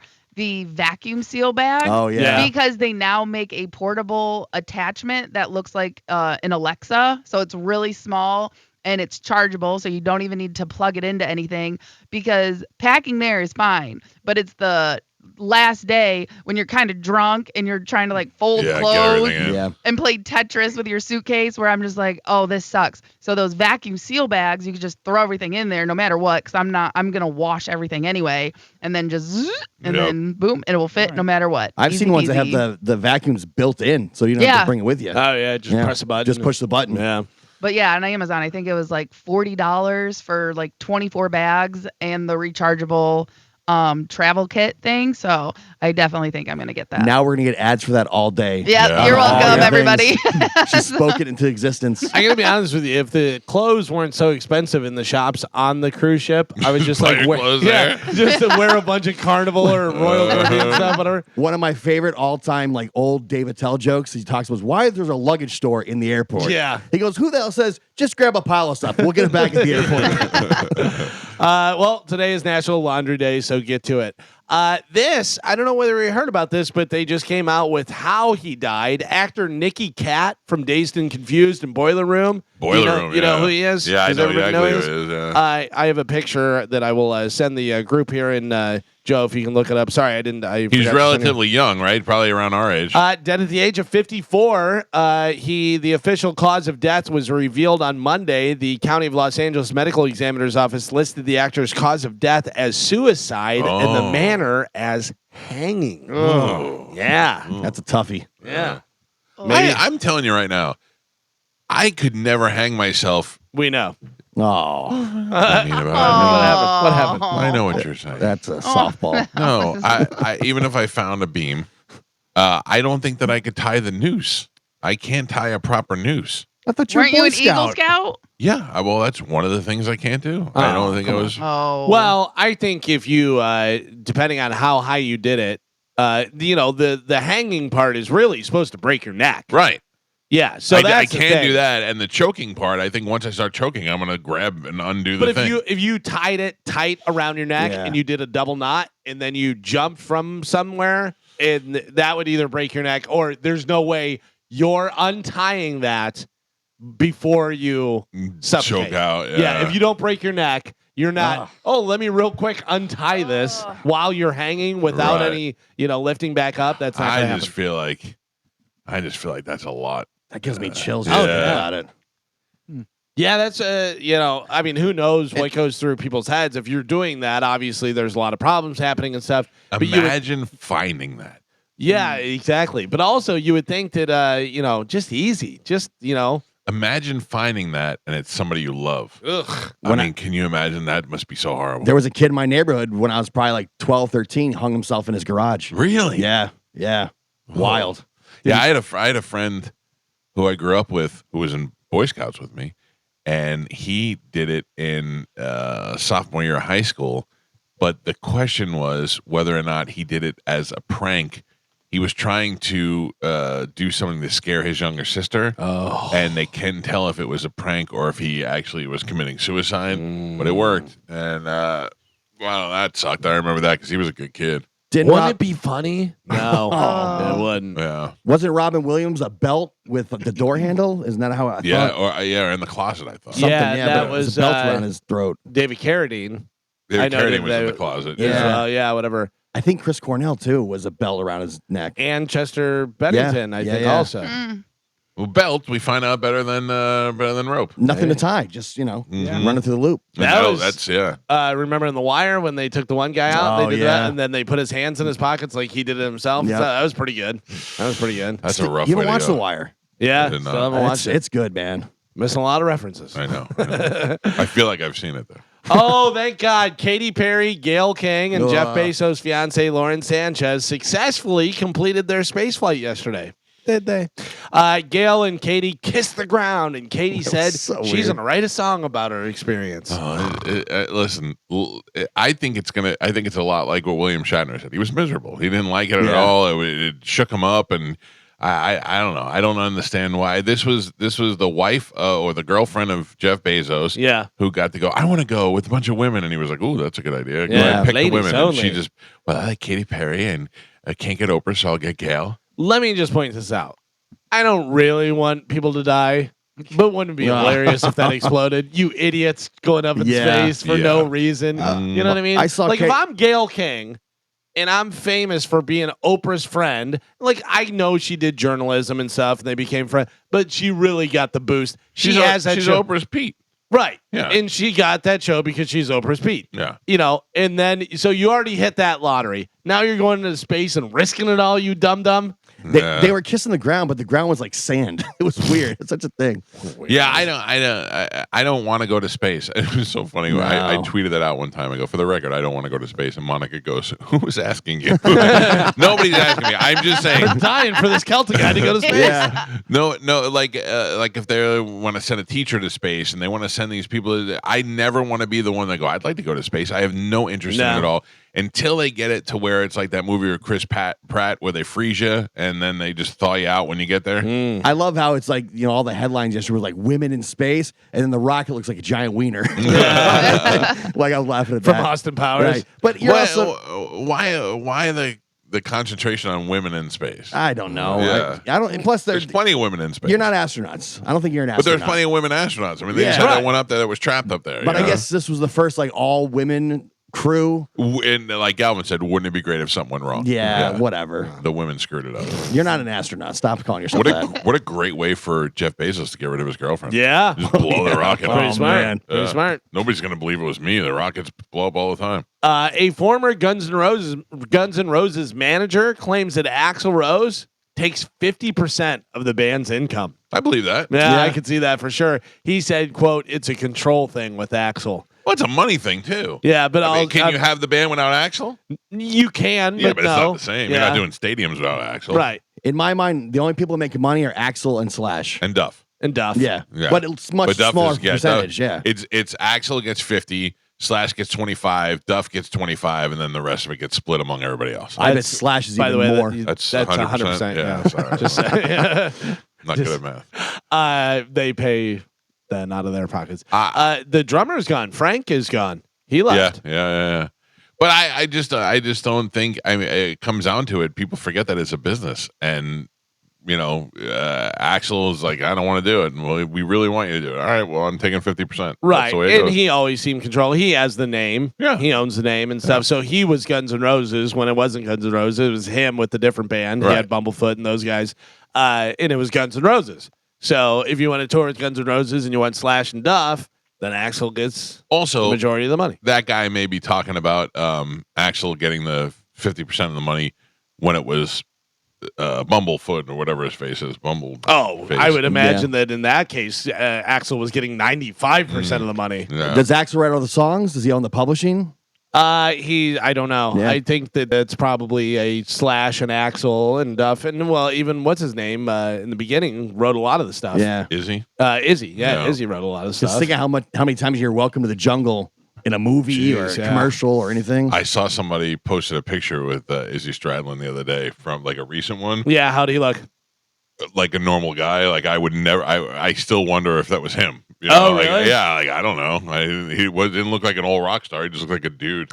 The funniest out of all of those things that this guy's just a guy now is Danny Spitz from Anthrax. Danny Spitz was in Anthrax for a long time, like when in their heyday and stuff. And now he's a watchmaker, or like he fixes watches and stuff in New York. But he does it on really expensive timepieces because his hands he's got very rare hands where he can be so steady with them. And that's why he does it. But you have to imagine somebody was like, were you in Anthrax? This guy that's fixing my $800,000 watch. Yeah. Didn't you used to be in Anthrax? People bring stuff from the side. God, I hear so much talk about watches this weekend between Bobby and Pete. Watch. Dude, I sat down for like 2 minutes and I was like, these guys are into watches. Yeah. I'm getting out of here. Really? Two of them watching videos and talking about it. Well, you got the Pepsi, the Coke, the Let's Green go. Who Monster. would put a blue face with the rose gold and Watch guys. That was They a were lot. watch guys all day. That was a lot. I have to say, I did enjoy my downtime with number one best friends. Like it was so.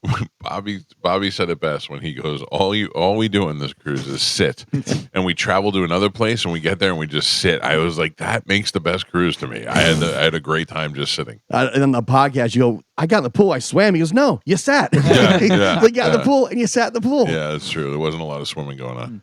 But I did get in the pool. Yeah. It was fun. I had a good time. I love Coco Cay. I wish they would just park the boat there for 2 days. For 3 Yeah. days. And let you just get on and off Not bad. the whole time. Not bad. That's the way to go. You might not be excited about Sheryl Crow being a mega mentor for The Voice, but I know Gio will be excited about this one. So will Leanne Rimes. Oh, man. Leanne Rimes is going to be a mega mentor Whole salamander face. I love her. for The Voice. Yeah. I don't know what you see in her. She still looks good. Your wife is way hotter than Leanne Rimes. By the way, Leanne Rimes looks good. She's in really good shape. You can't move those salamander eyes. They're too far apart on the side of her head. I feel like over the years, though, they've gotten closer Yeah, together. something happens. Impossible. Something has happened. Let me see. She got slee stack face. Leanne Rimes, 2025. Let me take a look at her because I remember seeing her and I go, "Wow, she's in great shape." Yeah. Look at that. Look, I'm not saying she's not in great shape. I just say she's not a looker. She fixed the eyes, though, I think. You know. Well, I mean, they do look a little closer, but she didn't fix them. Age. Just putting them makeup on. that looks good. Oh, the body's great. Right? Yeah. I've met her before. She's a super nice person. When she first became famous, she was like 13, 14. Yeah. So was I, so I had a crush on her. That's what it goes back Like to. your first crush. Yeah, like celebrity crush was Leanne Rimes. The weird thing is, Gio still likes the 13-year-old version of her. In news that you could not care less about, would never want to be involved with. Okay. This sounds like the worst thing I could imagine. Dave Draymond from Disturbed. disagrees with Billy Joe Armstrong from Green Day on the Israel-Palestine situation. I always wonder what they both thought about it. And he would like to have a respectful conversation about it with him. Somebody will want to see that. A debate between Green Day and Disturbed. Who is on what side? Does Nikki Cat still have some of that rope left over? 'Cause good Lord.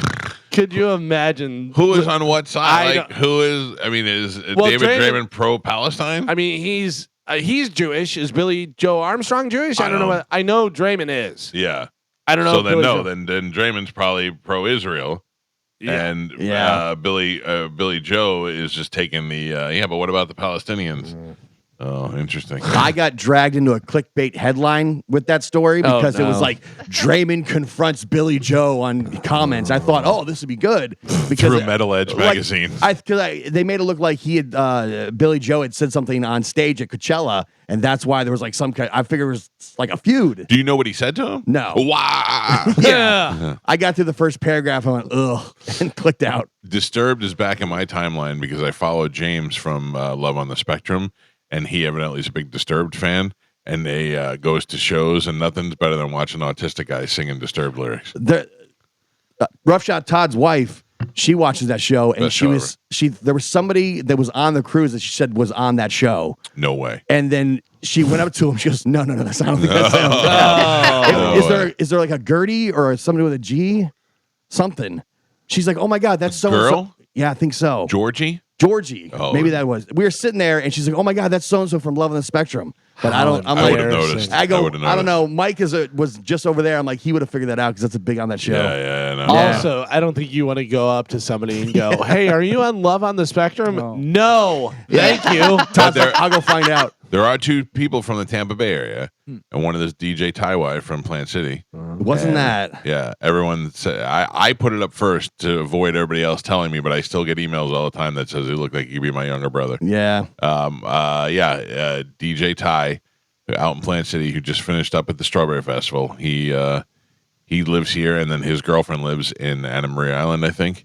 Or she lives in St. Peter. Family lives in Anna Maria. And they're both on the spectrum. That's the gimmick. Yeah, so it's interesting because you think about it. She lives by herself, and you're like, oh, they can live by themselves. Yeah, they're very capable people. They just have awkward social skills, Right. So it's not that they can't function. There is a character on that The Pit show that's Yeah. on Max, and I call her Autistic Pam because she looks like Pam from The Office, but Right. she's very Yeah. It's the awkward things, the not knowing when to talk about stuff and when not to talk about stuff. Nothing is better than if you watch the show Connor, which Galvin, you would love. You would love Connor. Like you would. What is Connor? Connor's one of the autistic guys. He's on the show, okay. But he's mean. Yeah. Not to other people, but he's just like very like I have a way of doing things kind of guy, and you're saying I'd love him. Galvin, you would I'm telling you would like it. You would because he's funny with the way that he deals with people, and like I don't know, maybe you wouldn't. Okay. Nick Carter is being sued by a woman who says he raped her and infected her with a bunch of sexually transmitted diseases. Is it a different woman? He says her allegations are bogus. I don't know if this is a different one or same one or what, but he says they're all bogus. So, and then also the Aaron Carter documentary, The Carters, Hurts to Love You, is on Netflix starting today. I guess that's on there. And then also on Netflix is Tim Dillon has his new stand-up special, I'm Your Mother. I would watch that first. Yes. Yeah, I think so as well. Oh, it was Madison, this girl. Yes. Yeah, she lives in St. Petersburg. She was on the cruise. She makes braces. There was no way she was on the cruise. That's what there's no way. She watched the show. I would have seen her in a second. All right. Yeah. That's what she had bracelets on. I didn't see. I saw her walking, but I wouldn't recognize her. Yeah. And Rough Shot Todd's wife, she's like, "Oh my God, that's so and so from Love on the Spectrum." I doubt like she's it. from St. Pete. I mean, I didn't see all the passengers on the cruise, so maybe she was there, and I don't know, but that would have been pretty cool. Yeah. I would have invited them to the party.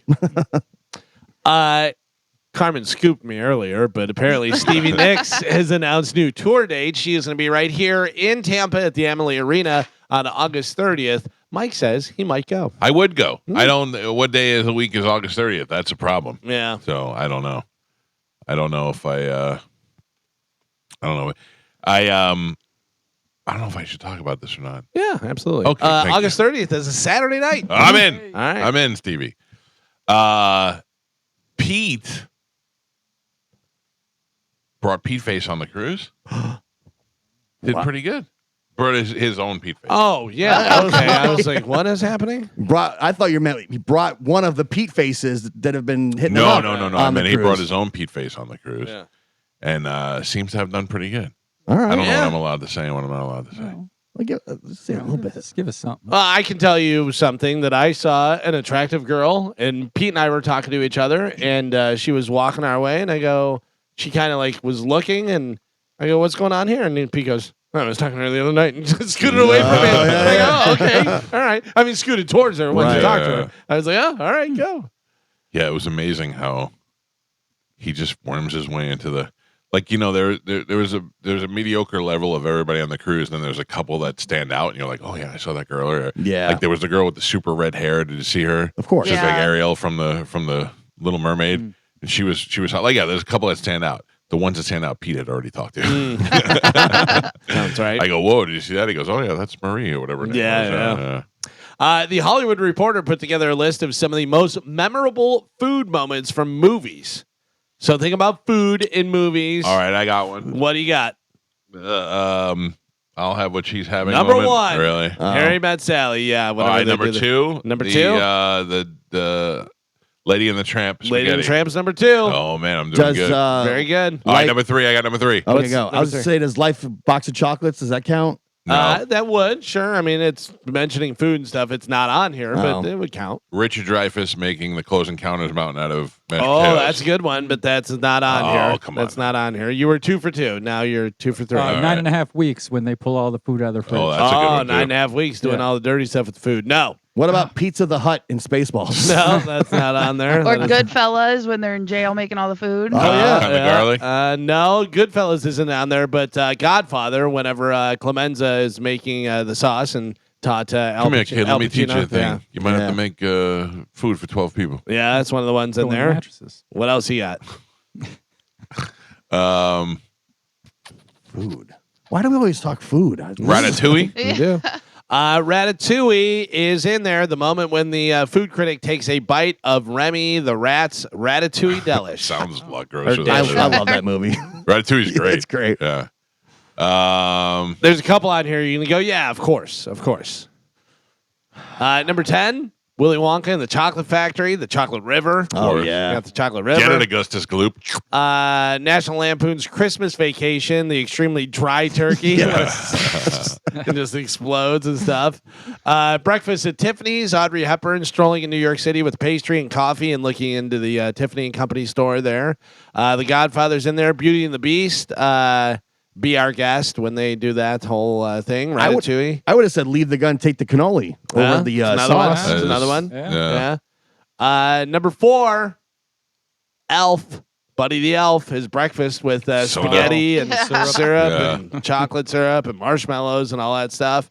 Number 3, the only one you haven't got so far. Number 3. Food related. Number 2 was Lady and the Tramp. Mike got that. The spaghetti. Goodfellas? No. Number 1 was Harry Met Sally. Number 3 was... See, we already said Goodfellas, but I was thinking about when they show up at the mother's house after they got Billy Bats in the trunk. Oh, that's great. Number 3 Stir the sauce. is a cartoon. Nope. Oh, What about in Twister when they all go to the Aunt May's house and eat the food? No. I don't know. Number 3, Royale with cheese. Oh, yeah. Pulp Fiction. Yeah. Pulp Fiction, number 3. That's a good one.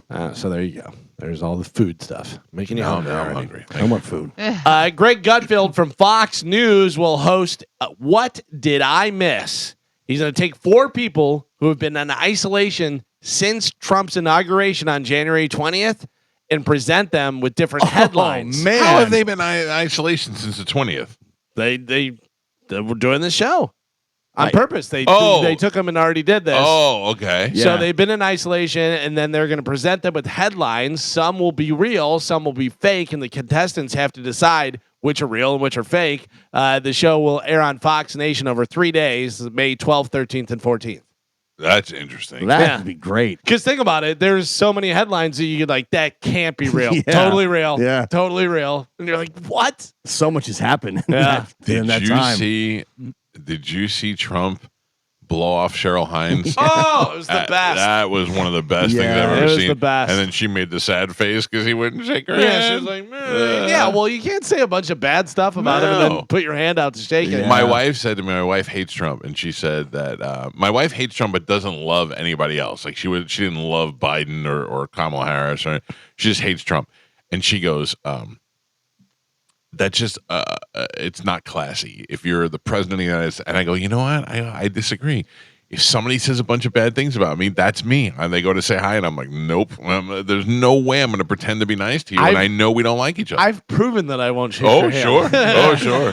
By the way, Trump may be one of the best I didn't see it type guys he either. rolls over it 'Cause pretty he good. kisses RFK, Yeah. hugs and kisses him, and then he knows she's right there. Yeah. He sees her hand out and just does this, looks right Yep. past her, Yep. over, and then just keeps walking. And she does. It's a burn. It's a Oh, hard it's burn. so She It's had a big good. smile on her face Yeah. too, with her hand out. Yep. Man, Yeah. did you see any of the Bill Maher stuff when I went to the White House? I did, and I thought it was great. Like Trump totally won him over. Yeah. I sent that to you, by the way. Yeah, I watched it. It had the condensed version of it and stuff. And good on. Listen, we don't like Bill Maher. Bill Maher Right. seems swarmy. He totally called you an idiot whenever you were right about what's his name? John Edwards. John Edwards and everything prior to that coming out. That the Right. guy was banging other people when his wife had cancer. and everything else. I said to Bill Maher, I said, who are you pulling for? And he said Edwards. And I said, I have to tell you, there's something about him to me that looks slimy. I can't get behind him. And he goes, well, that just shows you what an idiot you are because the guy did this. And I went, okay, well, I guess I'm an idiot, Bill Maher.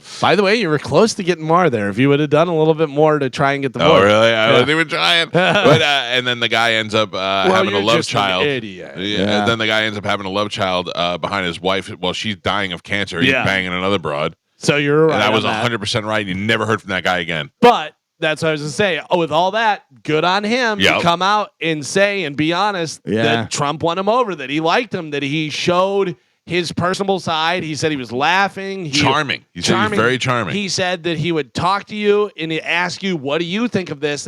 And wasn't waiting for you to stop talking so he could talk. Right. He was doing, But he said the guy that I met there is not the guy you see on TV. No. He doesn't show a lot of that. Bill Maher, he printed out all the horrible things Trump said about him, and he had like idiot, moron, loser. It had a whole list, and Trump signed the paper. He goes, I'd like you to sign this as president. He was like, absolutely. Yeah. But the whole thing, whenever Trump sued him about the orangutan thing and whatever, and he said, well, I was mad at you for Obama with the birth certificate. And he goes, yeah, you got to do what you got to do kind of thing. It was just like, yeah, all right, I get it. That's so weird. Yeah. When we come back from break, I want to bring up something. And this is not scientific. I'm just curious to see what people think. The whole situation with the stock market and the tariffs. Is there a possibility that this was all by design so that all these people can make money? That they were going to tank the stock market so that everybody could buy, and then a couple of days later it would be back to where it was before, and everybody. Is it possible? Sure. Oh, yeah. I mean, do we think that our own government can do that to us? Yes. They saw that Marjorie Taylor Greene moved a ton of stock like the day before Trump announced the tariffs were going on hold. It's the same thing with the COVID thing. Yeah. Whenever they all knew that was happening. So we didn't even need to talk about it. You all think that that's 100%. possible. Yeah. I mean, that's like he was not. There's no way he was the only person that knew he was going to announce the next day that all the tariffs were going to go on hold. Because you can look at a lot of these politicians up, and I follow that. I know for a fact Marjorie Taylor Greene moved a bunch of stuff. I'm sure Pelosi moved a bunch of stuff right before the announcement of it going on hold. It just goes back to the thing of the people that are making $100,000 a year that are worth $28 million. Yeah. That doesn't make you can't. How are you doing that? Well, Cheating. It's because you have all the information, the insider trading stuff, and everything. The market else. went from a record low to the biggest jump in history in one day. Right. And I mean, does that hurt? Does it hurt your soul as much as it hurts mine to realize that this? I'm not in the cult. Okay, I'm one of those guys that likes. I'm curious to see what's going to happen. I like change. I like to see how things are going to react. I like this. I just don't like the same old, and that's what I'm into. But I disagree with a lot of things that are going on. I don't really understand it, and I can't really see where it's going. But I can't seem to buy into the fact that these things can be done, that these things are manipulated just solely to feed the rich people. I just feel like, as a person who gets accused of being rich all the time, and I'm not, Carmen, it's the idea that, like, at what point do you have enough money where you just go, well, yeah, I'm not going to step on the neck of the person next to me so that I can go from 10 million to 15 million. It just doesn't make sense. I don't think there's a number. Yeah. I agree with that now, Galvin. I just can't, from a personal point of view, see that. I'm not a good person by all accounts. I'm an okay person. I mean, I would do things that were bad if they would benefit me sometimes. I'm telling you right now. But you have certain people, and it's the oddity. It's not the norm whenever you have people like a Jeff Vinnick who goes, yeah, I could have taken the $7 million bonus, or I could give it to all the employees, and he gives them each $50,000. More, some people more than double. He doesn't need that money. Right. And that's the one-off. So that's why I'm saying it's hard for me. I'm not saying it's not possible. It's hard for me to digest the fact that billionaires need more billions. Why aren't they happy just being billionaires? Why do they need more billions? That is something that I can't quite comprehend. Well, think of like some of these politicians, they're not billionaires, but they're millionaires. Think about if someone comes to you and say, like, you feel like you've got plenty of money and you don't need any more money, but someone. I didn't say that. Well, I'm saying in general, like you feel comfortable. I can't imagine why I would do something so evil. Right. I would not to do this. I would not have you fired so I can have your money. Right. But what if somebody comes to you and says, we can make this move tomorrow, and now you've set up your children, your children's children, and your children's children's children after you're gone. I'm not interested in that. Yeah. Let those guys figure it out on their own. Maybe that's the motivation. Push this button and somebody you don't know dies, but you get $50 million. Yeah. Everybody pushes that button. Generational wealth that'll set up your family forever. Yeah, but listen to me. I'm concerned with my kids and taking care of my kids, and I feel it's my kids' duty to take care of their kids. I'm not interested in I'm not avoiding it, but I'm not going to step on the throats of other people for multi-generational wealth. I can't even comprehend that people would do that. It may be. I'm not saying it's not happening. it's just hard for me to digest. It's like Bobby said about the buffet. It's free food, but the guy still stepped on a 7-year-old girl to get 6 cookies to take back to him. You know what I mean? Like that's Greed, the level of greed is amazing. One last thing here in news. Researchers claim they've figured out the secret to having a great day, which is kind of mathematical. In a study, researchers analyzed how thousands of people spent their time across more than 100 activities. They compared that to how people rated their day and looked for patterns on days rated better than usual. Then they came up with a scientific formula that looks something like this. BDE equals FAM6 plus FR2 plus SOC15. It's a big whole thing. Right. What it is the best day ever equals 6 hours with family, 2 hours with friends, 1.5 hours of extra socializing, 2 hours of exercise, 1 hour of eating and drinking. I'm out. Less than 6 hours of work, indulging in 1 hour with screen time, and no more than 15-minute commute. So basically, they break it down to be fit, have fun, be available, some relaxation and indulgence, and some avoid working or commuting too much. Yeah, I know, but I think it's to each his own because none of that 2 hours of working out doesn't make me happy, and I want to indulge and eat more. It says adjust accordingly. Yeah, you know what I mean. So you can kind of adjust accordingly. Then, yeah. Well, yeah, I know, but extra screen time like that was that? No, like watching TV. Oh, my bad. But also, Mike, wouldn't you be happier if you were in better shape? You know what I mean? Not so always. like you don't like the exercising in the beginning, but once you make that part of your routine, those endorphins and then being more fit and feeling better would just in general make you happy. When you put your shoes on and you're not out of breath, it is a lot better than whenever you and your knees Sure. don't hurt. Yeah. You know what Sure, I mean? I get that. Yeah, you're happier. It's totally true. Like you feel better, you feel better. When I see Chad with his shirt off at the pool, he looks very happy. Yeah. And that bothers me. It bothers me as well. But the thing is, he doesn't work out. I know. He literally lives on pizza. I know. That's what I don't like. It's crap. Trust me. It really is. Stupid It doesn't abs. bother anybody as much as it bothers Carmen. It really does. Because Carmen's eating the same amount with him, and she's like, I don't have abs. No, the difference is like he doesn't work out. I have to go work out for an hour and a half. He's eating pizza. I'm eating salad. Just watching him eat pizza. It like How it's old the is worst. Chad? He's 40. Oh, Yeah, son that's of a even bitch. worse. Yeah. I thought maybe the age will eventually catch up, and next thing you know, damn it. Yeah. No. Carmen, I'm not going to lie. I Yeah. fell in love with you a little bit on Sunday. Oh, yeah. You said You look so pretty. Oh, thank you. Yeah, the water really like brings my eyes out. Yeah, They you should make be them like a pop. mermaid. But yeah. I really enjoyed the cruise and I felt good. And I'm just hoping next year I'll look even just a little bit better. Pregnant. No. Oh Whoa. God, no. No. I wish you would have a baby. Listen, Chad and I would have a very cute baby. But Oh, you kidding me with those big old eyes and that No little eyebrows. Yeah, that little chocolate skin. we would have an adorable baby. Yes. Yes. But I don't know. I don't want to go Come through on. that. No. Listen. Man. We have 50 kids as it is. Like, Yeah, that's but enough. this one you'll really like. Yeah, no, I'm good. It was on the cruise where it'd be like you'd see a cute, little, quiet, well-behaved baby, and you'd be like, okay, that gives you a little thing. And then the next one would come in just screaming and kicking and crying, and I was like, and that's why we don't have a kid. I didn't have a lot of those days with neither one of my kids. I think that's just about how you bring the kids up. You know what I don't like is people that have kids that think the kids have carte blanche to do whatever they want. Oh, no. No, Yeah. but like you're walking through on the cruise and these kids are doing things and like kicking and running and spinning around. Oh, yeah. And then they run into me and I look and they're like, they're kids. No, keep your kids Yeah. in line. Like Push 'em. tell them, hey, don't be jerking around while people are trying to walk, you idiots. Yeah, no, that's bad parenting. Yeah, I hate little kids at the buffet, too. Yeah. I saw Yeah. one get out kid, of he the was way. just grabbing stuff with his hands and putting it on his plate. I'm like, ugh. Yeah, and Unnecessary. we're gonna learn how to do a buffet today. Yeah. Do that on your own time. I never let my kids do any of that stuff. My I need some sister's pasta. friend had a baby on the cruise with us, and Johnny B was doing comedy, and the baby got a little crying fit, and Johnny B told a joke about doing things to a baby, and the baby cried, and Johnny goes, "I've told that joke a million times, never while a baby was crying." in the car. That was good. Johnny B was great. He did a great job doing the comedy on the cruise. Very funny. Bobby Kelly was great. It was a great time. I really feel like all that stuff worked out. Yeah, it was a lot of fun.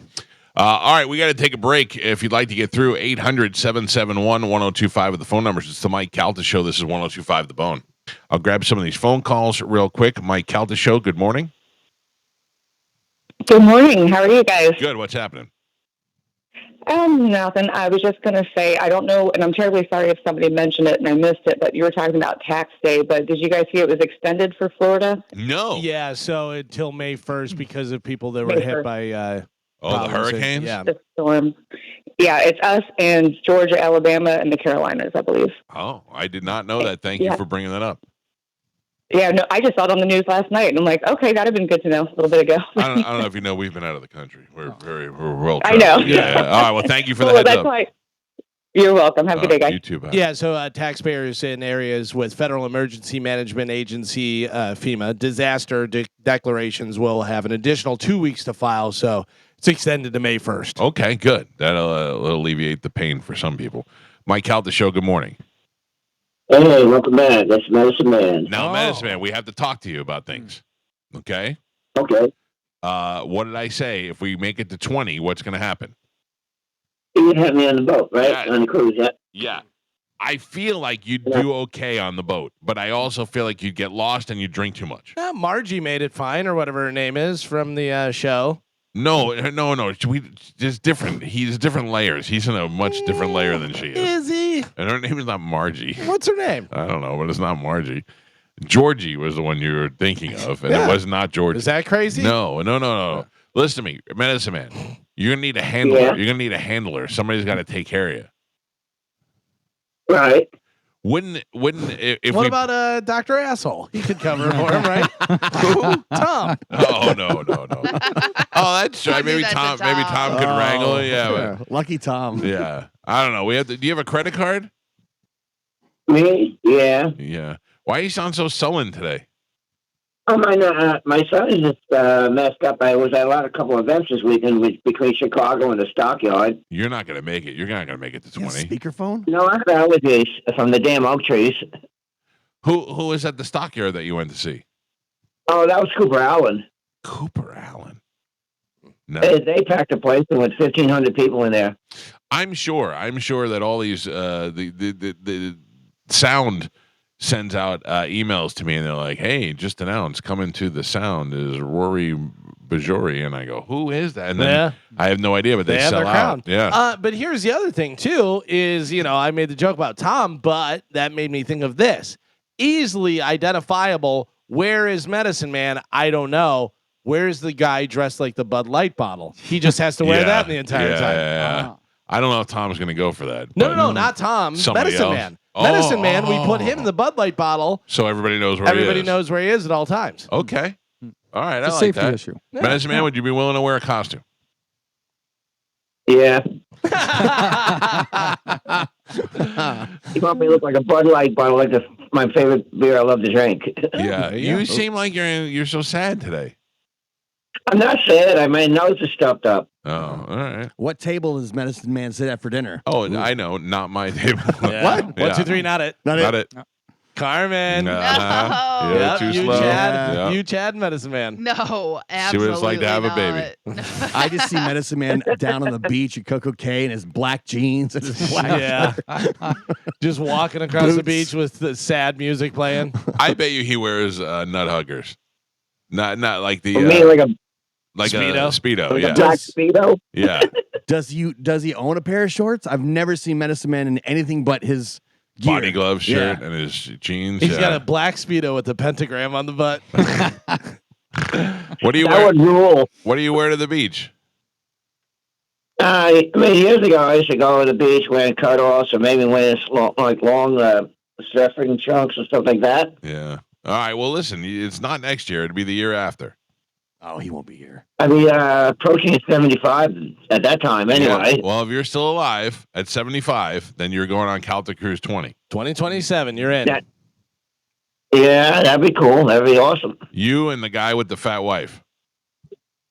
You mean Dave Kaufman? Flanders? Full name. Yeah, that's his name. Yeah, Flanders. You and Flanders. Has he been on a cruise before? No, right? You've never been on a cruise. Ain't never been on one either. The only thing I haven't been on a boat is like going on a deep sea party boats that go grouper fishing years ago. Yeah. All right, so plan on it. April of 2027. It's time for you to go on a Calta cruise if you're still alive. Yeah.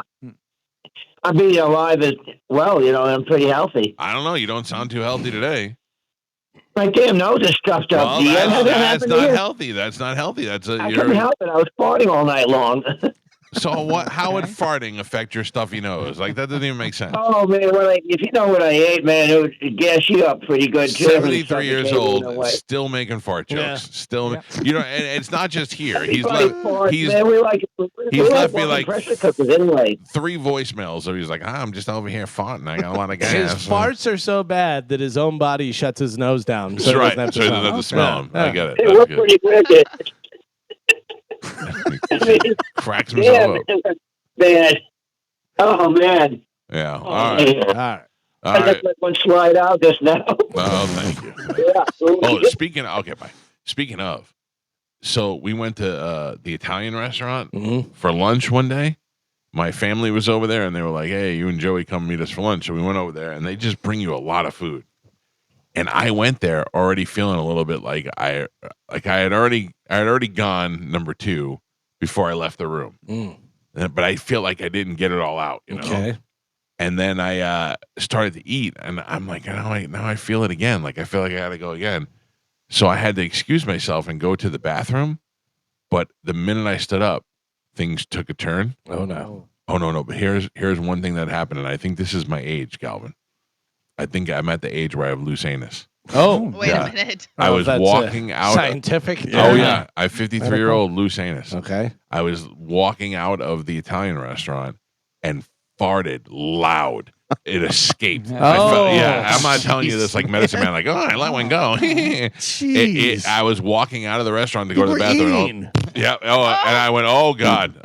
I tried to not observe it and just keep walking. Oh, dude, it was. So you need to start wearing diapers now? No, I mean maybe just some sort of filter. You're something. that guy? Yeah, I'm a loose anus guy. You got to definitely get out of the 5K then. Wasn't he an Olympic diver? No, it's Luganus. Oh, okay. Luganus. Totally different guy. This lady got in trouble. I know, Gio, you saw this. Yeah. The owner of a Florida curio shop has been arrested for what, Galvin? What is the shop? A curio, like a little knick-knack shop. Okay. Yeah. Kimberly Shopper, 52 years old, and Ashley Leslie were arrested and charged with what? They were using body parts to make knickknacks with. It's a pretty good guess. Like carving Calvin. elephants out of little bones. That is a pretty good guess. Oh, yeah. The owners of the Florida curio shop have been arrested for selling human remains on Facebook Marketplace. Listen to me. I swear to God, that was a complete guess. No, I that didn't see was the good. story. That's That was good. crazy. Kimberly Shopper and Ashley Leslie were arrested and charged with the purchase or sale of human organs and tissue, according to court records. This is something I haven't seen in 17 years that I worked for this agency, the sheriff said. The police began looking into Shopper's store, Wicked Wonderland, back in December when they received a tip regarding a business within the city attempting to sell human bones. The tip included images from the store's Facebook page, which advertised various human bones for sale, complete with pricing information. Shopper's store was allegedly selling 2 human skull fragments for how much? How much does a human skull fragment go for? $200. How about a human clavicle and scapula? What do you think a rib goes for? A rib, $80. rib, you're like $30. Galvin's. I mean, I feel like Galvin shopped here before. Human skull fragments, $90. Okay. Clavicle and scapula, $90. A human rib, $35. All right. Yep, I know what Galvin got me for Christmas. Wait. You want a rib? I'll get you a rib. I can get you one for 30. I'm going to start at 35. The human vertebrae, along the back, That's going to be 85. That's expensive. and a partial human skull. The vertebrae went for together. $35. Oh. This partial human skull, $600. Yeah, the skull is probably the tough one. Police spoke to Leslie, the co-owner of Wicked Wonderland, who said the store had been selling human bones for several years, was unaware that it was prohibited in the state of Florida. How were they getting them? Were they getting them from a grave robbing? Well, I don't know. She claimed that she'd ordered them from like vendors around the world and stuff. Yeah. I know somebody who has a human skull. Really? Yes. You know who he is, too. I do? So do you. Are they a medical person? No, but they are a metal person. A metal person? Yes. Not a robot. James Hetfield from Metallica. Okay. His wife bought him a human skull for his birthday one time. I remember reading that in Rolling Stone and going, I would not want that. No. I would not want that. No. Yeah. That would creep me out. Joe, you would get that. Maybe. Yeah. I mean, it seems like. What if it was a shrunken head? That I would probably. I knew you would. I would definitely take a shrunken head. Joe does have a lot of nefarious stuff in his house. It's not nefarious. It's the stuff that you would want your neighbors to see. Yeah. I didn't know whether there was like local funeral home that was like, hey, meet us by the back door. We got some parts for Some you. bones. Yeah. Well, sometimes like when the cremation, there's little bone fragments and stuff still in there. Oh, sure, yeah. Remember the girl that collected all kind of weird stuff and human teeth, and we said she could have medicine man's teeth as long as we could throw them into her mouth. Into her mouth, and she did it. Oh, I know. And she did it. So gross.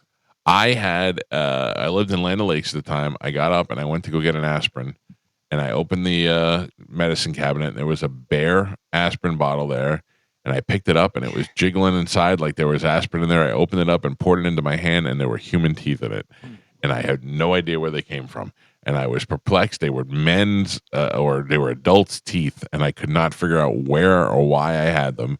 And I came in here on the air the next day, and I said, I went to go get an aspirin, and teeth came out.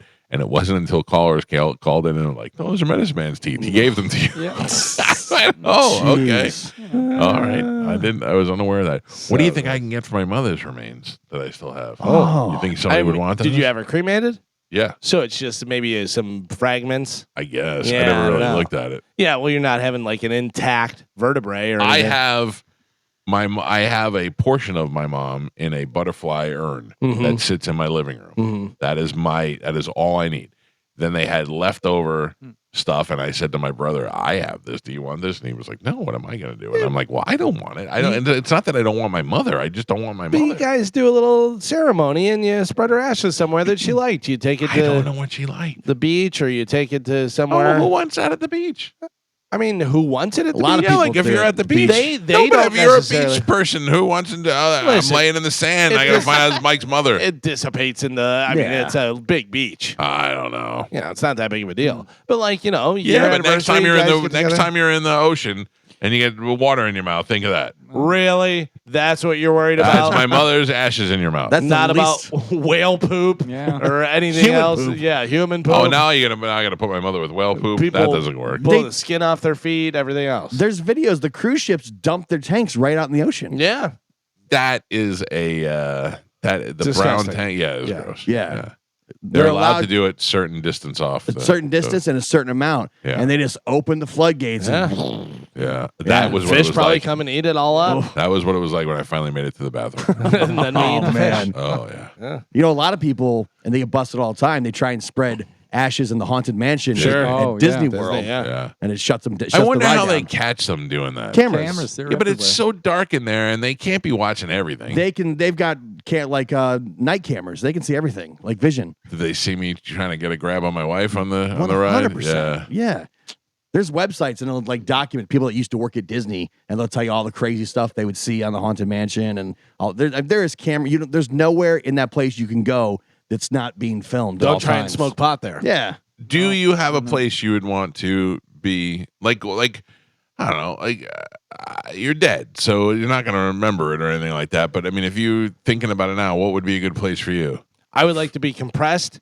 So have me cremated, compressed into casino chips, and play a hand of blackjack. All I right. like it. That's good. Yeah, I always think whatever's the cheapest thing for my family is what I would want. Right, but now we have your ashes. You want to go in Doak Campbell Stadium? No. Yeah, I know that's my thing. Like I'm trying to think. Like I make a little bit of jokes. I'm making light of it. But if my mother was here, and I would be talking to her, I'd probably go, what am I supposed to do with the rest of your ashes? You know what I mean? Like, and then Right. she'd tell me, I don't know, dump them in the backyard somewhere. I don't know. You know what I mean? Like, it's such a weird thing to deal with. My mom's in the Bay out by my parents' house. Yeah, my wife's grandmother's in the Bay too. But Yeah. your parents still live on your dad lives on the Bay. Yeah, it's perfect. But also, like, urn in the living room, to me, that weirds me out. The urn that I have looks like a ceramic butterfly. Yeah. It's not one of those things that just looks like a dead person's in it. I still know what it is. You wouldn't know what it was if I didn't tell you.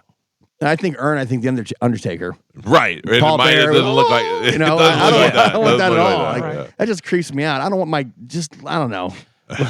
Blow me in the faces of my enemies. I would like the Big Lebowski in the coffee can. Yeah. He shakes up the ashes. What does he do? In the end of the Big Lebowski, spoiler alert, Donnie dies. Right. And it's so expensive for the funeral that they put him in a coffee can. Yeah, like that movie with Zach Galifianakis. Due date. Yeah, and at the end, Walter takes the ashes and just shakes them up into the ocean, and they blow back in the dude's face. That happened. That happened to me when we went out there. Yeah. Yeah. I don't know.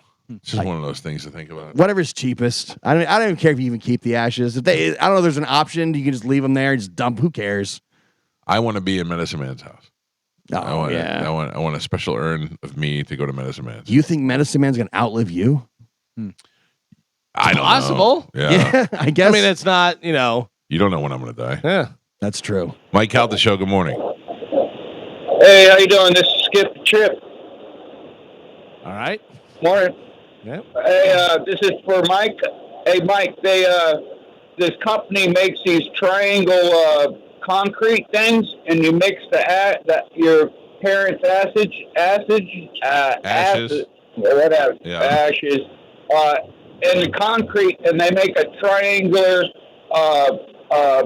little mini reef for the fish, and they put it in the Gulf, and you put a little plaque with your mom's name and everything on it. All right, I like that. You made me think of something better. What if they compressed it into a paver and you just put it in your backyard like a Walk of Fame? Yeah.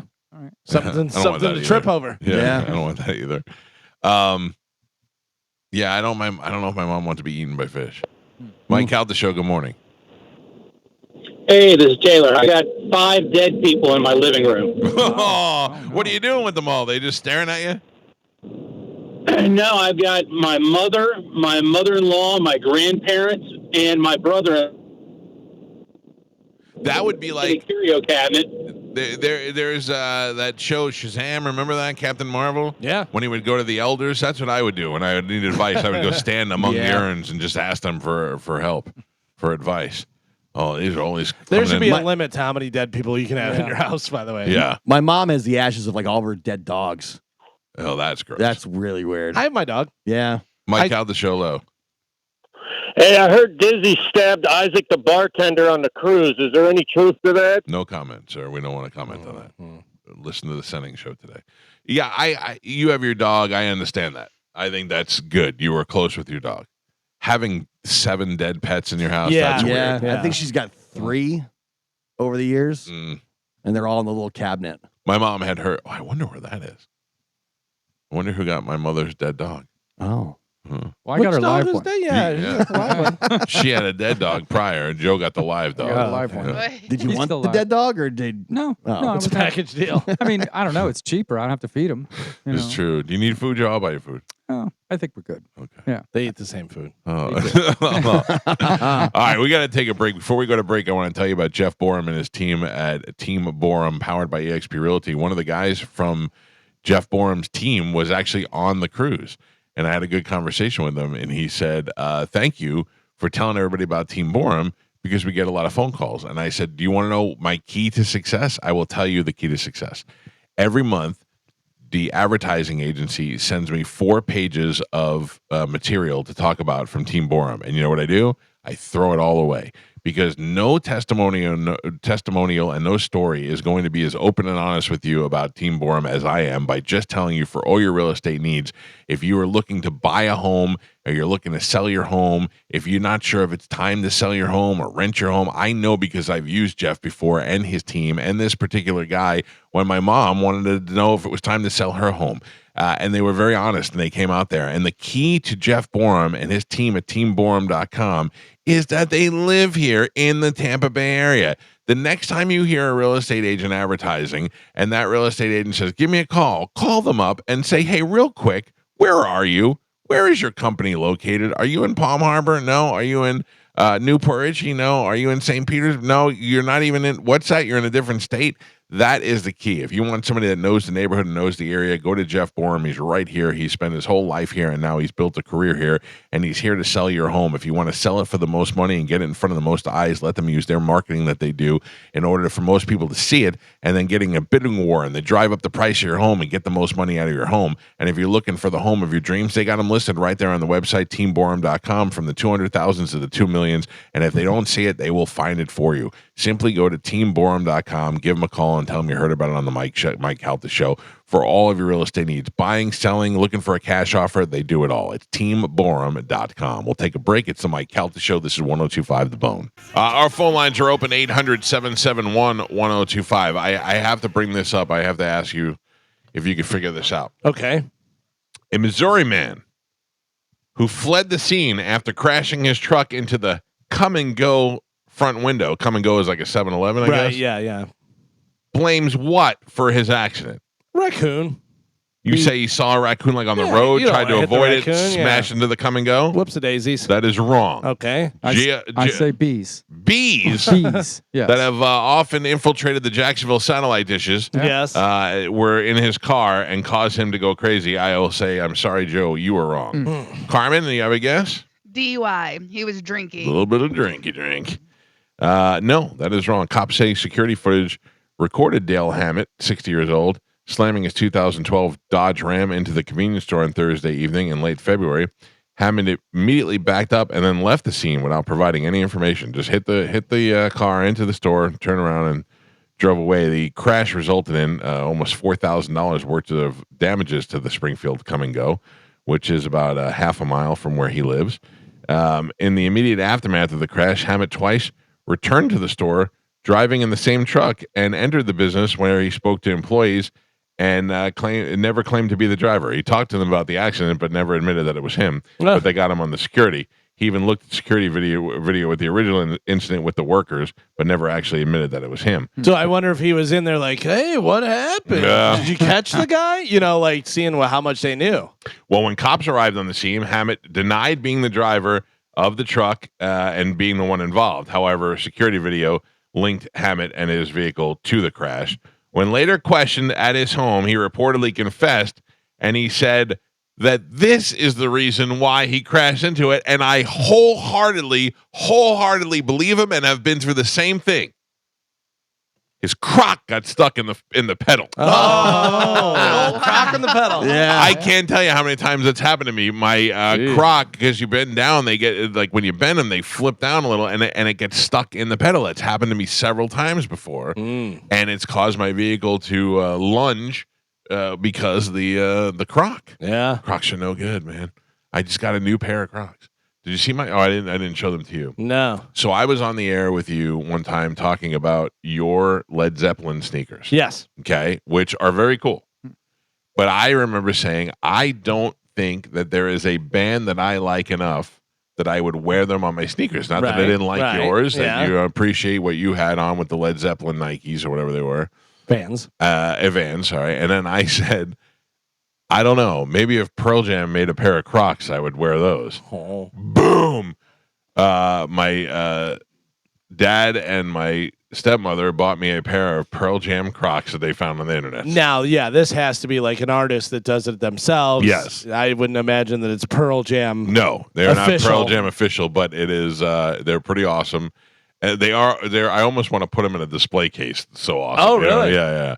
They have like titles of the songs on it. They have the logos. It's pretty badass. You gonna get some little gibbets to go on there? I don't know. They have Pearl Jam gibbets. I'm sure if they do, Listen, maybe I will. If they have Pearl Jam Crocs, they have Pearl Jam gibbets. Yeah. Shall I wear them to the Pearl Jam concert next week? Ooh, that'd be nice. So when is that? Where it's down in Hollywood? Down at the Hard Rock in Hollywood, Florida. Yeah, you missing any time, or you just going down for the leaving weekend? after Friday after the show. The concert's on Saturday. I'll be home on Sunday. Yeah, nice. I don't know who I'm going with yet. Right now, it's me and my son because my son was filling in for Pete, but now it looks like Pete's trip is canceled. So maybe Pete will be going. Oh, son out, Pete in. I don't think son will care. If I go with my son, it's going to cost me a lot less money than if I go with Pete. Yeah. If I go with Pete, then Pete and I are going to gamble our asses off. If I go with Joey, he can't gamble because you got to be 21. Right. Now he's probably got the itch from the cruise. Oh yeah, he's got the. He did so good 18 on the cruise. By the way, if anybody's thinking about for next year, whatever. Oh, we can't leave our kids, but our kids are 18. Whatever. 18 on the cruise. Yeah, you can gamble. You can bring them right on the cruise, and they could be a part of the whole deal. Your son did pretty well. He did. So my son owes us a significant amount of money, as most teenagers owe their parents. Sure. And he kept winning and going, here's $700 that I owe mom. And he's like, I'm going to put this aside. And I go, okay. And then I see him next later. He's like, I took $200 of that and turned it into $500. So now he's got $1,200 or so, or $900. Like he just kept winning and winning. And when he lose, it didn't matter because he won enough that he still ended up, he came back and paid my wife. Yeah. The time I asked him, he said he was up like 900. Yeah. Yeah. And then he pulled a Galvin. He went to the table and bet $100 on the hand of blackjack. Won, doubled up, took it to the roulette table, bet it on black, won, went back to blackjack, and got it up another $200. I love it. Yeah. I will tell you, that is one thing about me is I love when other people win too. Yeah, I love it. yeah. I think that's so great. The whole idea is you want everybody to be happy. Yeah. We had we talked about it a little earlier, but we had several people on the cruise, including Bobby, win on the slot machines. Yeah. Like the slot machines were paying out. We gave one girl an award for the most cash outs. And then she came to us later and said she won again. Yeah, she was hitting like $500-$700. No. She was hitting even bigger than that. Oh, really? Yeah. Because she hit 3 big ones and then hit another one on the last night. It was crazy. Last night, I was calling it on the last night. Walked by the bar, say goodbye to a couple people, and she goes 4 times now because the last happened. The last one was 1,100. Yeah, it's so crazy. Great. They're getting married soon too. So right? that's like, I told him. I go, you guys are gonna have the best wedding. I go, you can do wedding on Mars. Yeah. Ooh, Carmen, you should get married on the cruise.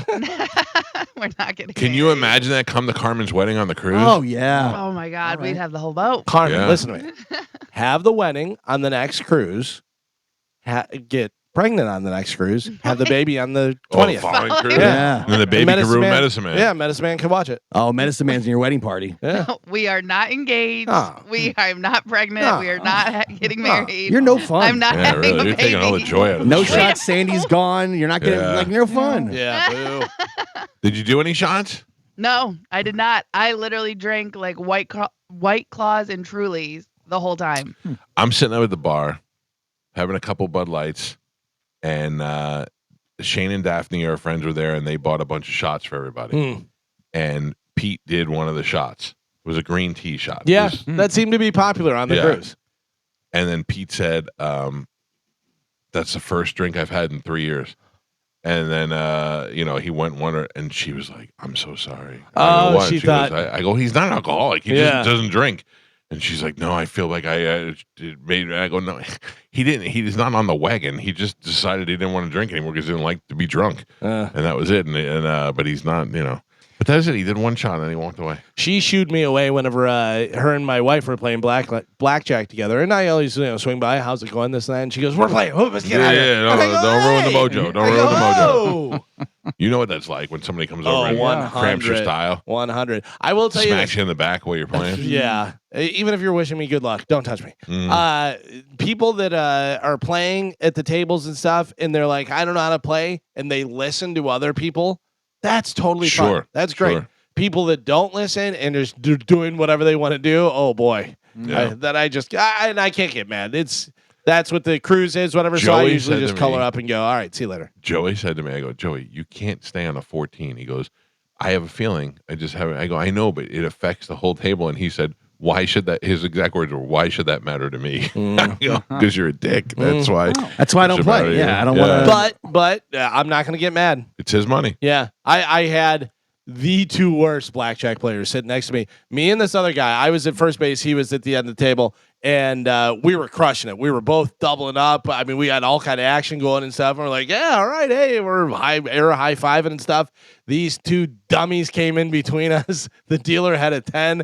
The guy had a 14, and he stayed on it. And I went, color me up. Yeah. See you later. I'm out of here. That's the thing. I'll just leave. Yeah. I'll just wrap it up. Yeah, my wife played blackjack for the first time, and she was having fun. And then some guy sat down, and she goes, "Yeah, he rolled his eyes twice when I was sitting there." And she's like, "I'm done. I'm not, And she was playing. It was like middle of the day, casino just opened, nobody was really in there. That's when she wanted to go and learn. Yeah, and she's like, the guy was a dick. He shook his head, rolled his eyes at me once, and then I just said, I'm out of here. But you go sit at a table that's $25-$50 a hand if you don't want to deal with that. Exactly. So you're playing with serious players, and clearly people are there to try and have fun and learn. And that's what I'm saying. On the cruise, most of them are $15 tables. Yeah. Nothing I love more when guys try to explain to my wife blackjack. My wife, who plays blackjack more than I do. Yeah. And they'll be like, oh, this, that, whatever. And she goes, oh, really? Is the point to try and get to 21? Yeah. Like, get out of here, dum-dum. Did anybody fill out their survey?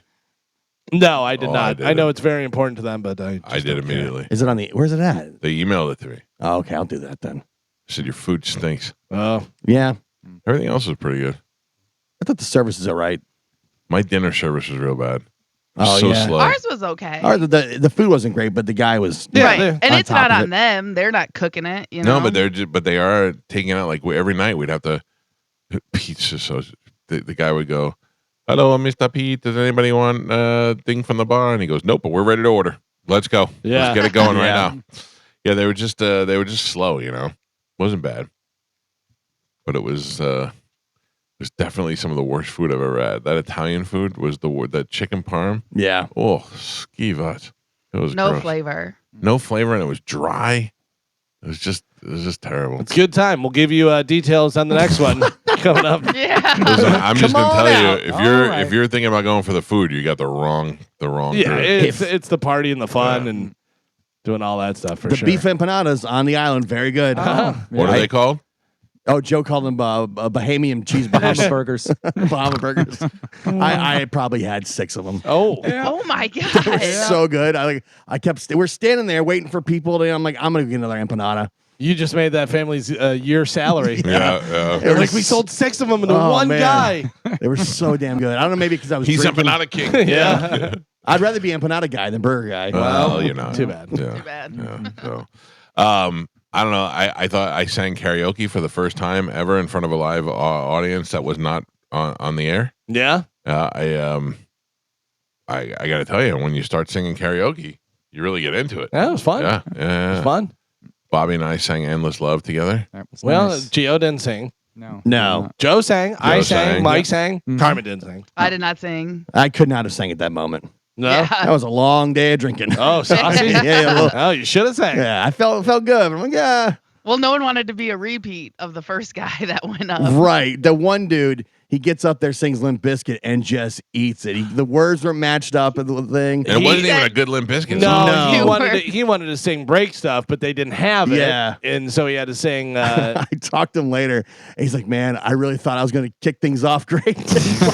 He goes, I go, dude, you were horrible. He goes, I know. He goes, I feel like I wanted to redeem myself somehow. I thought Limp Bizkit, you like Limp Bizkit. This guy loves the show. Sorry. Yeah. Mike Yeah. was like, Calvin, you want to start? I go, no, I don't want to Yeah. start it off. No way.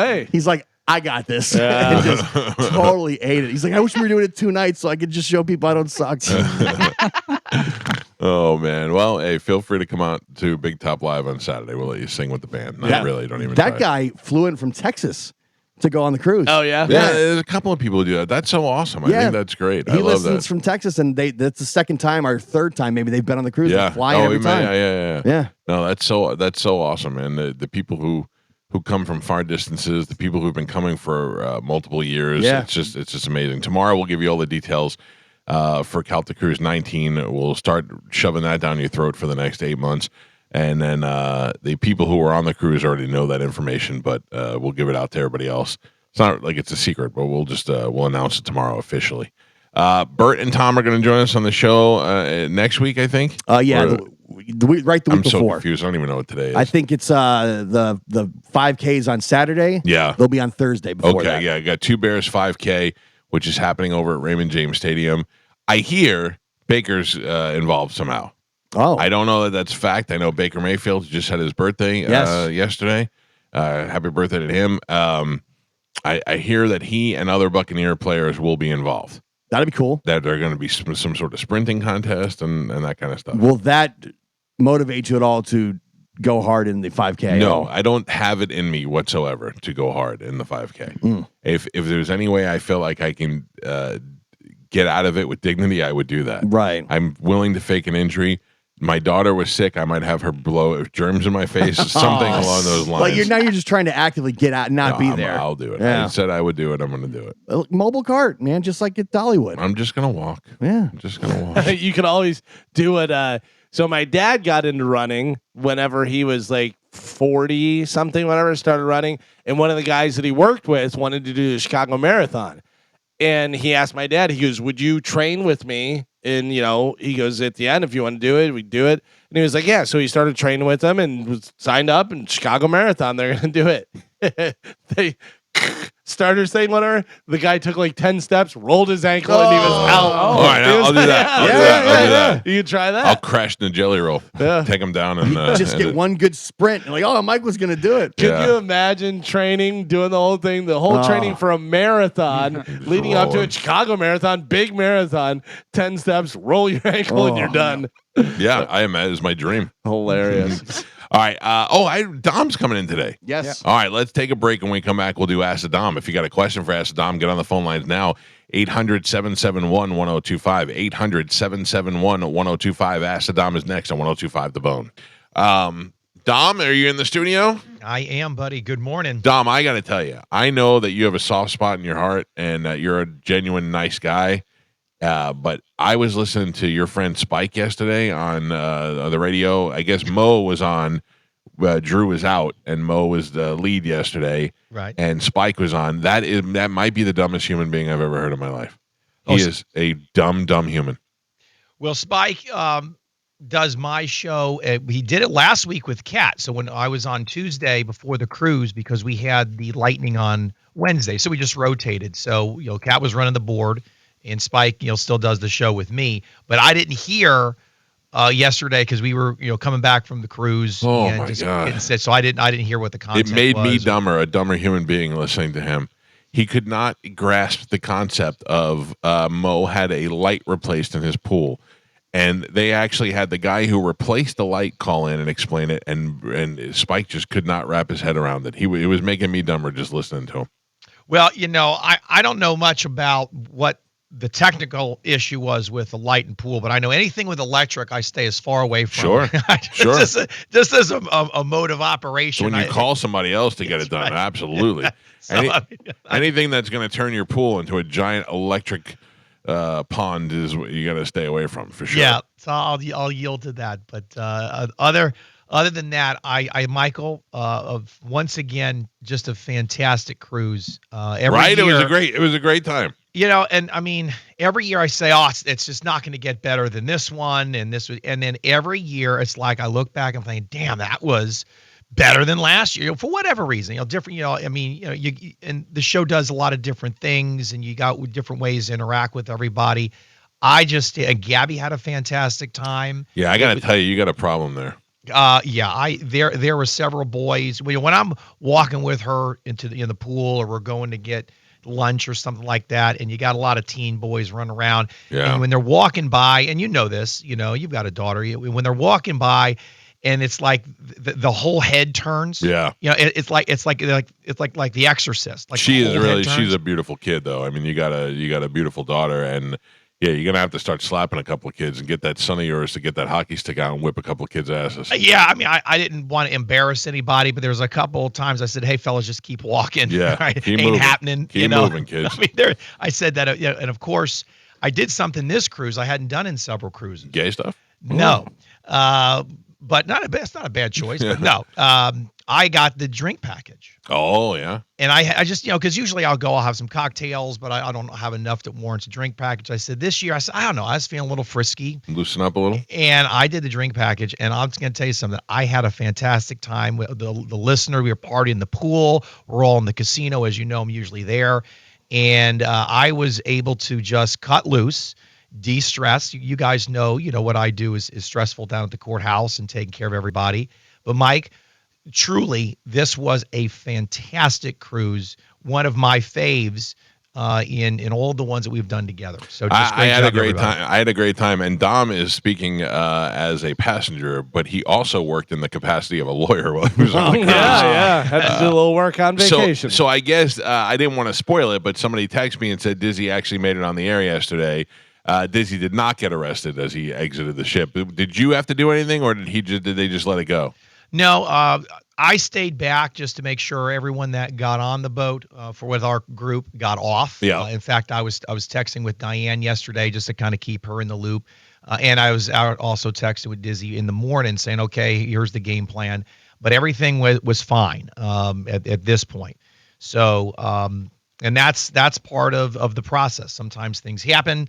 I talked to a few people limitedly associated with the ship just to make sure that we were complying with all of the things that we need to do with the boat, and ultimately everything was fine. The way I handle things is not, it wasn't adversarial, it wasn't aggressive. Sure. When I'm on the boat and someone gets in trouble, or I got to figure out what happened, what's going on, and what's the best way to maneuver out of trouble rather than causing more difficulties, because a lot of these great folks on the boat are not United States or origin. They're from Right. other countries, Right. especially the security personnel.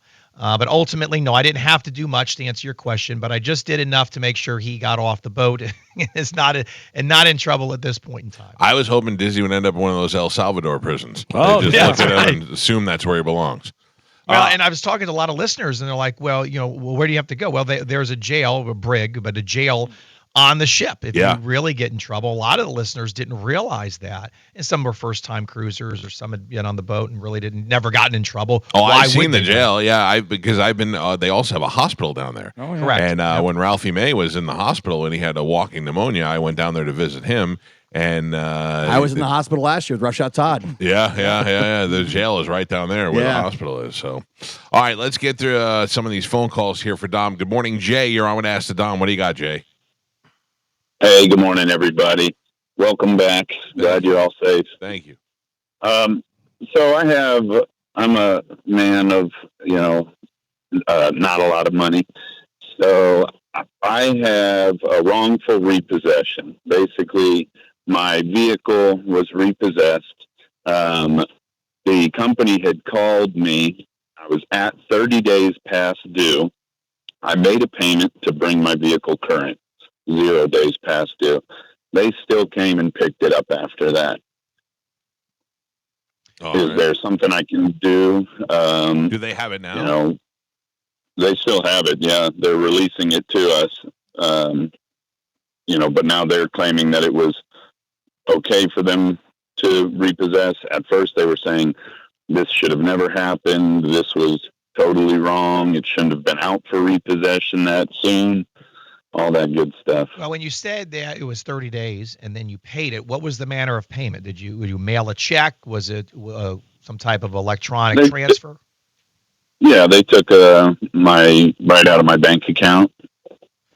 Well, why didn't over the phone? They had called me. Why don't you do that automatically? Why don't you just say every month at a certain time you just take the money out, and then that way you don't get 30 days. Not everybody has the money in there all the time, Dom. Well, or they're going to or they're going to repossess the car, and then now he's got to spend more money, bless his heart, trying to track down a lawyer that does debit, credit, and collections, which we have. But I don't necessarily know if it's going to be worth the time, energy, and effort for the attorney's fees to get the recourse. Because how long were you out of the vehicle? This happened on Friday, so we're getting it back today. Yeah, it's not worth it. I mean, what happened might have been a logistical error, but at the end of the day, you're still 30 days late. Don't be late with paying the car, because what you're looking to hire a lawyer because I was late. They technically could have done it because you weren't on time. You did pay, and then maybe the lost in translation, right? You quote the movie, or miscommunication, if you will. And then you've only been out of the car for 4 days, 5 if you include the end of the day today. And then, so what's the value of that versus hiring an attorney to chase the value? I don't think it's going to be advantageous for you. I mean, I don't want you to be out of the car, but then again, you've got to pay things on time. I just think it's going to be more expensive for you to hire a lawyer than to chase down the displacement of a vehicle for 48 hours times 2. So just chalk this one up to bad circumstance and let it go. Very good. Thank you, gentlemen. You're welcome. Yeah. Thank you. That's an honest answer. Mike, sometimes I tell people, yeah, you need a lawyer or no, you don't. In this caller's issue, I don't want him to spend good money chasing bad, to use a casino term, if you will. I just don't think it's going to work out for him in a direction where he's going to get any money back less the cost of the fees for the lawyers. It's not going to make any sense. Jill, good morning. I want to ask the Don. What do you got, Jill? It's Gil, but good morning, everybody. How's it going? Good, sir. What do you have? Well, I was in a car accident. I was car 3 of 4. I was the only car that got stopped, and I was rear-ended and mashed into the car ahead of me. When it was all said and done, everybody was pointing the fingers back and forth at whose fault it was, and they went to arbitration and decided that I was not at fault, and the guy who rear-ended me was paying my claim, which I had received from my insurance company. My question to you is, they paid the car off at basically what the payoff was, and nothing was ever addressed about the 2 years I paid on the car between the time I bought it and the time that it was crashed. Is there any way that I can get that money from somebody? All right, that's a great question. So usually when you have multiple cars in an accident, whichever vehicle is listed as vehicle 1 traditionally is the one that law enforcement deems at fault for causing the accident. Now, that doesn't mean that's an automatic, but that's usually how the report reads based on the intervening factors, interviewing witnesses, looking at property damage, skid marks, things like that. So that when you're talking about on vehicle 3 or 4, usually vehicle 1 is the one that initiates contact, and if you have a reciprocal damage all the way up, depending on the number of vehicles, you probably went to that was the case in this situation. She admitted to slamming on the brakes. The guy in car 2 hit her and crushed her and crushed his car. The reason, that I believe that I was vindicated was because I took pictures of everything. You could plainly see that if I had mashed that car hard enough to cause the damage to car 2, then I would have never been able to, drive my car away. The pictures said the whole story. All right, well, let me ask you I was the one who got stopped. I got you. Okay. Let me ask you a question. You probably went to a global mediation, not arbitration at this level, because the property... Well, that's what it was. Yeah, I didn't know the term. Yeah, but that's it. That's all right. I'm here for you. I mean, doing auto accidents 23 years. I'm here to help.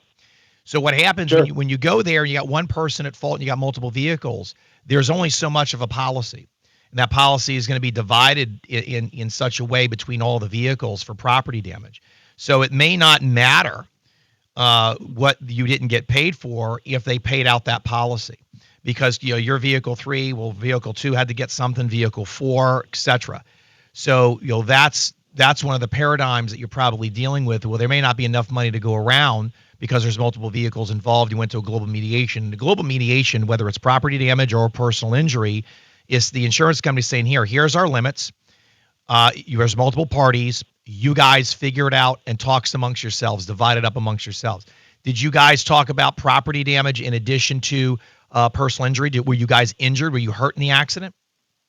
No, I wasn't injured in the accident, and ironically enough, the guy that I didn't hit, the car number 2, tried to come back on me, and I didn't hit him. The police reports were all messed up, and thankfully I had those pictures that pretty much depicted the whole situation. Sometimes and I understand where you're coming from. You can do that. I've done that before. So if you're my client in vehicle 3 and you get hit by vehicle 2 but was hit by vehicle 1 and that pushes you into vehicle 4, I would make a claim against 1 and 2 all day long, even though 2 got hit by 1. Well, Jesus, Dominic, why are you going to go with claim against 2? Because 2 probably, in a lot of cases, is in too close a proximity to you and didn't leave enough space. That is inherently negligence on the operation of the road under the 316 traffic law. Bam. So whatever that policy is, yeah, we're making a claim against 2 in addition to 1. We might even make a claim against 4 if your injuries in 3 are significant enough, although 4 really just was hanging out. They were in the wrong place, the wrong time. They were at the tail end. However, and then you can circle back to your UM if you're injured. If not, you got to circle back to your collision for property to cover the $2,000 that you didn't get. So, I understand what you're saying. You got several answers to your question there. Okay, well, car number 4 was found to be at fault for hitting me because I got stopped. 2 and 1, they were should separate. Be in front of you. Well, so I don't know what are you talking about? If car 4, okay, it was 1, 2, 3, and 4. I was number 3, and there was 4 behind me. I got stopped. 4 couldn't stop. That doesn't make any sense. And rammed me into car 2. Yeah, it doesn't make any sense. If 4 can't be behind you if you're 3. It doesn't. Why is that? Because that's not. Well, then I would have been car 2. Well, he would have been car 1. I tell you what, rather than try to figure it out because we're running out of time. You're confused, right? Yeah, right on. Thank you for your time. I was just trying to see if I could get the money back. Sorry, sir. Well, we went from car 3 to car 2. Car 1 was at fault, but now car 4 is. Car 54, where are you? Jesus, I think I'm still on the cruise doing my drink package. If you didn't get through today, you can call Dom at the office, 813-251-5550, or you can always go to the website, askthedom.com, and send him a question through there. He responds, and then you have your show tomorrow night. What do we have tomorrow night on the program? So we had a slight change in programming. There was a symposium event coming up in about a week or two on really a tutorial. It's a class for helping folks get their sealments and expungements. Oh, everybody loves that. And so I have a couple lawyers that were going to come on the show that were going to literally take you step by step through the process. And then we were going to promote the event. I believe the event was free. And you can go, and it's like a seminar on how to do this. And then I got a call before the cruise. They said, hey, they had to push the event to later in the year. So instead of it in the spring, they're moving it to the fall. They still want to come on and do the show. I said, you guys are more than welcome. So what I'll do is I'll promote that event as it gets closer. And I'm going to tell listeners, hey, attend this seminar because you're going to learn how to expunge your record, clean your record, or seal or limit some of the damage that you might have had in some previous criminal history. So there was a slight change while, just before the cruise. So right now it's just going to be me. I'll fill in tomorrow maybe with some other folks, but I will circle back with you, Mike, and the listeners because we've never done a show like that. And I think it's a great idea, and a lot of people have those questions. Sure. So we'll circle back to the tail end of the summer, early fall, but it's just a slight programming change, which happens from time to time. So it'll definitely be me tomorrow for 3 hours, and then I'll throw some other folks in to help as necessary. But that's what happened there. All right, Dom, thank you. Great time on the cruise. Absolutely. And we'll see you again next week. We got to take a break. We'll come back and wrap things up. It's the Mike Calta Show. This is 102.5 The Bone. Big Top Live is Saturday. What else? There was something else. Tomorrow's Wednesday. Galvin will have a brand new open letter. Lightning playing tonight. Yeah, a couple games left before the playoffs. Playing the Rangers on Thursday, and then we got the playoffs starting up. Good. I don't have high expectations for the Lightning. I'm not wishing against them. I think the reality of the situation is going to be tough to get through the first round of the playoffs. But, what do I know? Probably taking on the Panthers. Yeah, which is going to be tough. Good team. But we'll see. You never know. Yeah. Oh, I saw they just called Geeky back up, so he's going to be playing back with the Lightning again. No. That'll be good. Yeah, so that'll be happening. Tomorrow, open letter. And then I don't know what they have comedian-wise this week. I don't know if anybody's coming in. I think we're going to have Kevin Smith on the show later this week. Oh, cool. As well. I haven't talked to him in a while. Yeah. They're doing a cruise, too. He's got a cruise coming up. He's in Call of Duty. Like his character is in Call of Duty now. He's not in shape for that. Yeah. Well, I guess maybe he is. Is Silent Bob in Call of Duty? Like Jay and Silent Bob are in the latest Call of Duty game. That's hilarious. That's my dream. It's pretty cool. That's my dream. For them to put you in Call of Duty? Yeah. Yeah. But I don't want to look like me. I want to look like that guy. Like Yeah. the one in the picture I have above me. And he's also calling to talk about he's bringing Dogma back. Yeah, it's going to be back in theaters. Yeah. And Kevin's going to be in town, but I think it already sold out. Oh, really? Yeah. All right. But Well, he he loves loves Tampa. Eh? He knows what goes on in Yeah, here. he says Tampa's always big for him. Yeah, good. All right, cool. I guess that's it for us.